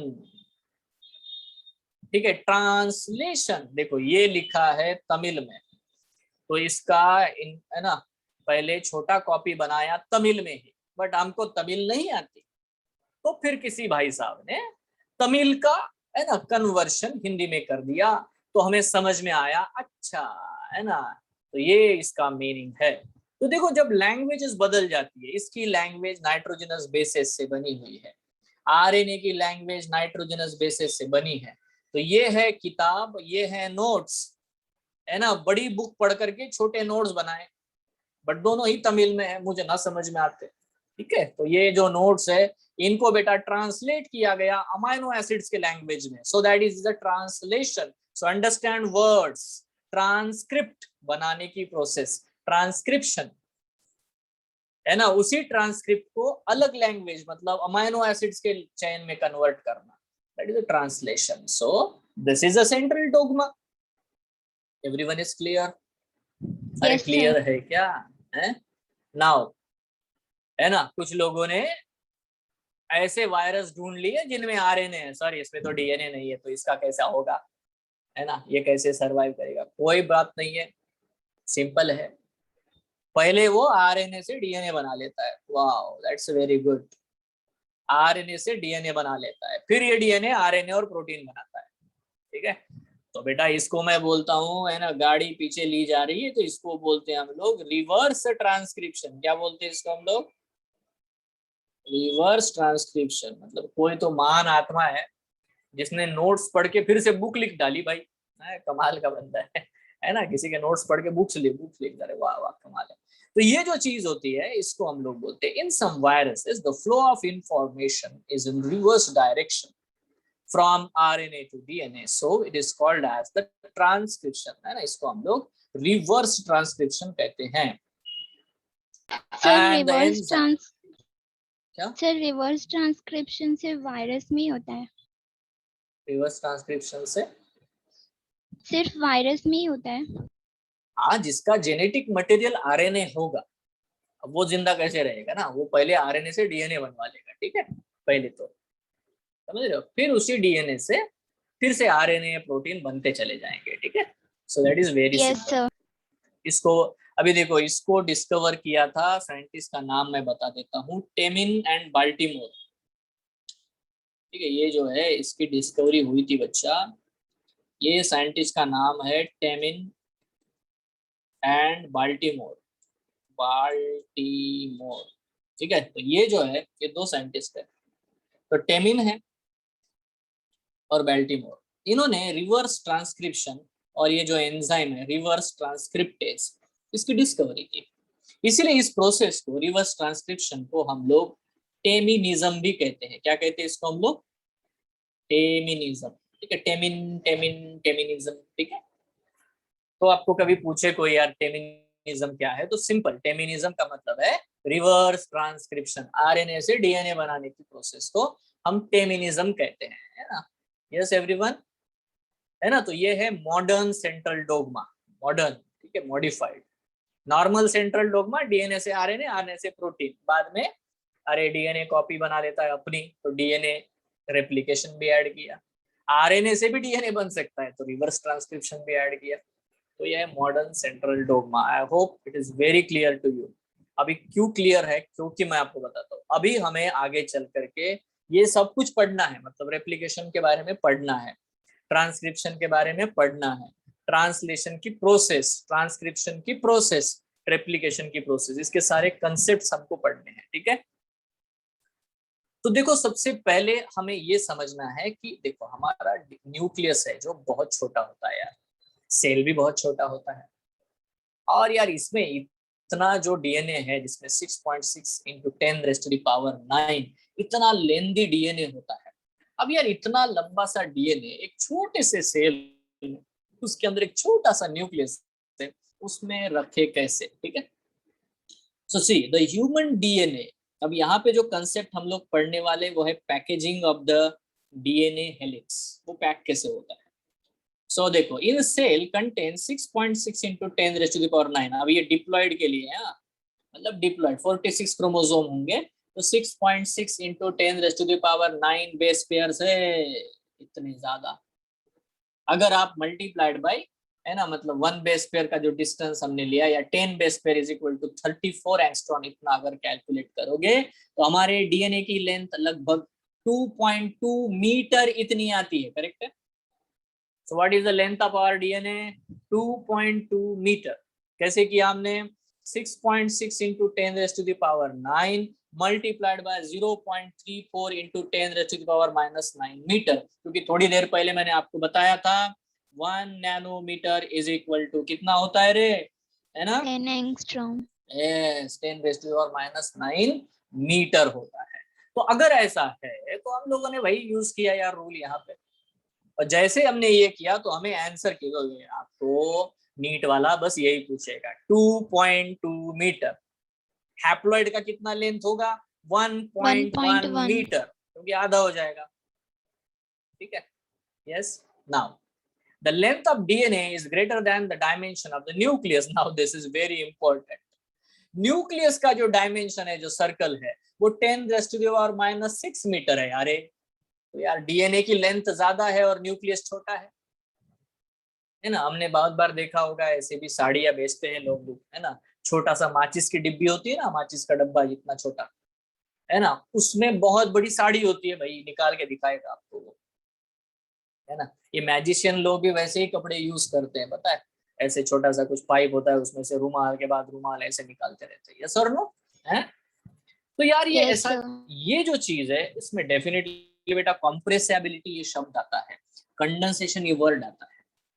तो यार आपको बस इमेजिन करो, 2.2 metre is the DNA length, you have to pack it into a small nucleus measuring 10⁻⁻6 meter nucleus diameter. Hence the long polymer DNA is present in highly folded and packed form in the nucleus. तो इतना fold करता है वो, folding जबरदस्त। ठीक है, सो in prokaryotes में ये नाटक ही नहीं है। क्यों नहीं है? बिकॉज देखो उसमें एक ही क्रोमोसोम है, इतना लेंदी डीएनए नहीं है। दूसरा, इसमें न्यूक्लियस नहीं है। फिर भी इन प्रोकैरियोट्स वहां पे बेटा negatively charge DNA held with the some positively charged proteins. अब देखो थोड़ा ध्यान से, जब आप प्रोकैरियोटिक सेल के बारे में पढ़ते हो तो उसमें जो डीएनए है, ये बैक्टीरियल सेल है यार, ये है बैक्टीरियल सेल। नाउ ये बैक्टीरियल सेल के अंदर ये छोटा सा बैक्टीरियल सेल है, उसमें ये सर्कुलर डीएनए है जो इस तरह से बेटा, है ना, इस तरह से स्कैफोल्ड बना करके रहता है। This is the way. ठीक है, ऐसे फोल्ड, इसको न्यूक्लियोइड बोलते हैं। हम लोग बोलते हैं न्यूक्लियोइड, मतलब न्यूक्लियस जैसा। न्यूक्लियस तो नहीं है, न्यूक्लियस जैसा है। ठीक है, और इसको होल्ड कौन करके रखता है भाई, इसको पकड़ के कौन रखेगा, कौन से प्रोटीन्स होते हैं। तो ये जो प्रोटीन्स होते हैं जो इस न्यूक्लियोइड को प्रॉपरली एक पोजीशन पे होल्ड करके रखते हैं, उनको हम लोग बोलते हैं non histone protein. That's a simple thing. मतलब यार प्रोकैरियोटिक्स में डीएनए और नॉन हिस्टोन प्रोटीन होता है। देखो DNA is always a negatively charge entity, negative charge होता है डीएनए के ऊपर, नेगेटिव। इसीलिए जो प्रोटीन्स यूज होते हैं बेटा वो होते हैं पॉजिटिवली चार्ज्ड। तो आपको तो पता है यार, unlike charges attract each other, बराबर है ना। तो DNA is a negatively charge due to the phosphoric acid presence. मैं अपने लास्ट क्लास में मैंने दिखाया था कैसे वो नेगेटिव चार्ज आता है ना। ओ ओ ओ सब का है, प्रोटॉन भगा दो, है कि नहीं, तो वहां पे नेगेटिव चार्ज आपको देखने को मिलेगा। So that is what the simplest thing, negatively charge DNA, positively charge protein, non histone protein. But यार ये तो है ना प्रोकैरियोटिक सेल है, छोटा सा एक डीएनए है, चलो संभाल लिया कार्यक्रम। यहाँ तो यार इतना लेंदी डीएनए है, लेंदी डीएनए, इतना लेंथ है डीएनए का, उसको कैसे पैक किया जाए भाई। ठीक है, positively charged basic proteins. Now this basic, देखो यहाँ वर्ड बहुत इंपॉर्टेंट है। डीएनए नेगेटिवली चार्ज्ड है तो प्रोटीन पॉजिटिवली चार्ज्ड है, ये एक पॉइंट है। दूसरा, डीएनए एक एसिड है, डीऑक्सी राइबो न्यूक्लिक एसिड। तो जो प्रोटीन्स होते हैं वो बेसिक होने चाहिए, एसिड बेस रिएक्शन। तो हर तरह से कॉम्पैटिबिलिटी है हमें दिखने को मिलती है। तो देखो positively charged basic proteins called as histone. अब यहाँ पे रोल आता है हिस्टोन प्रोटीन का। ठीक है, देखो प्रोकैरियोट में नॉन हिस्टोन होते हैं और वो हिस्टोन नहीं कहलाए जाते। यूकैरियोट्स में हिस्टोन प्रोटीन होते हैं जो हेल्प करते हैं डीएनए को कंप्लीटली प्रॉपरली पैक होने में। That is the packaging of the DNA. So histones contain amino acids. Histone क्योंकि बेसिक है तो देखो उनमें बेसिक अमाइनो एसिड होता है, लाइसिन और आर्जिनिन। ये क्वेश्चन भी आया था आपको नीट में कि हिस्टोन्स में कौन से अमाइनो एसिड ज्यादा अमाउंट में पाए जाते हैं, अबंडेंट। तो answer is lysine and arginine. Sir क्यों? बिकॉज लाइसिन और आर्जिनिन बेसिक अमीनो एसिड्स है। समझ रहे हो क्या? Yes everyone? Yes sir. ठीक है। सो देखो resides carry charges in their side chains. तो ये जो है उसमें डेफिनेटली वो चार्जेस कैरी करते हैं, but it should be they are positively charged and the main thing they should be basic. तो बेटा कितने प्रकार के हिस्टोन होते हैं वो भी हमें देखना है। देखो 8 histone molecules, 4 different kinds of namely, ठीक है, 2 each of the H2A, H2B, H3, H4। ये हो गए 8। 8 क्यों? 8 क्यों है बेटा? Why because 8। ये देखो ये पेयर में है, 2 मॉलिक्यूल H2O के, 2 मॉलिक्यूल H2B के, 2 मॉलिक्यूल H3 के और 2, मतलब यहाँ पे है 2 each, namely 2 each of the H2A, H2B, H3, H4 are organized to form a structure that is called as the histone octamer. उससे एक स्ट्रक्चर बन जाता है histone octamer. Now this is the structure you can see here. ठीक है, ये जो बीच में सर्कल आपको बना हुआ दिखाई दे रहा है ये एक्चुअली एक हिस्टोन ऑक्टेमर है। आप में इसको इसमें H2A, H2B, H3 और H4 है ना का बेटा डबल डबल अमाउंट है, मतलब टोटल 8।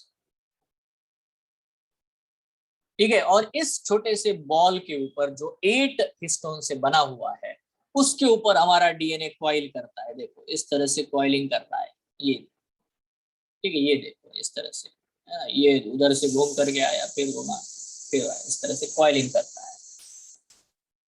ठीक है, अब मैं एक बड़ा सिंपल बात आपको बताता हूँ। देखो एक तो ये जो बॉल है, एक प्लास्टिक का बॉल मैंने आपके हाथ लिया, लो ये बॉल है प्लास्टिक का, और उसको ऊपर एक मैंने बोला एक धागा है, ये लो बहुत लेंदी धागा है। मैं करता हूँ एक आपको काम, बोलता हूँ कि चलो ये धागा ले लो बड़ा सा और ये बॉल ले लो और ये धागे को इस बॉल के ऊपर ऐसे 2 बार फोल्ड करके रख दो।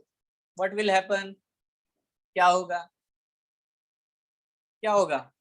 What will happen? ये देखो ये बॉल है, ठीक है, इस बॉल के ऊपर आप लोगों ने एक कोई तो भी थ्रेड लिया और उस थ्रेड को यहाँ पे ऐसे फोल्ड किया, गोल घुमाया, फिर फोल्ड किया, फिर गोल घुमाया, ऐसे लाया, छोड़ दिया। What will happen? Obviously the ball will release out. धागा और बॉल एक जगह रह नहीं पाएगा। तो आप क्या करो, यहाँ पे एक क्लिप लगा दो, एक इधर से इधर तक प्रॉपर टाइट बांध करके तो रहेगा। तो can you see the clip? Yes sir. Yes, इसको बोलते हैं H1 हिस्टोन। H1 हिस्टोन को हम लोग बोलते हैं लिंकर हिस्टोन। ये ऑक्टेमर का पार्ट नहीं है, ये लिंकर है।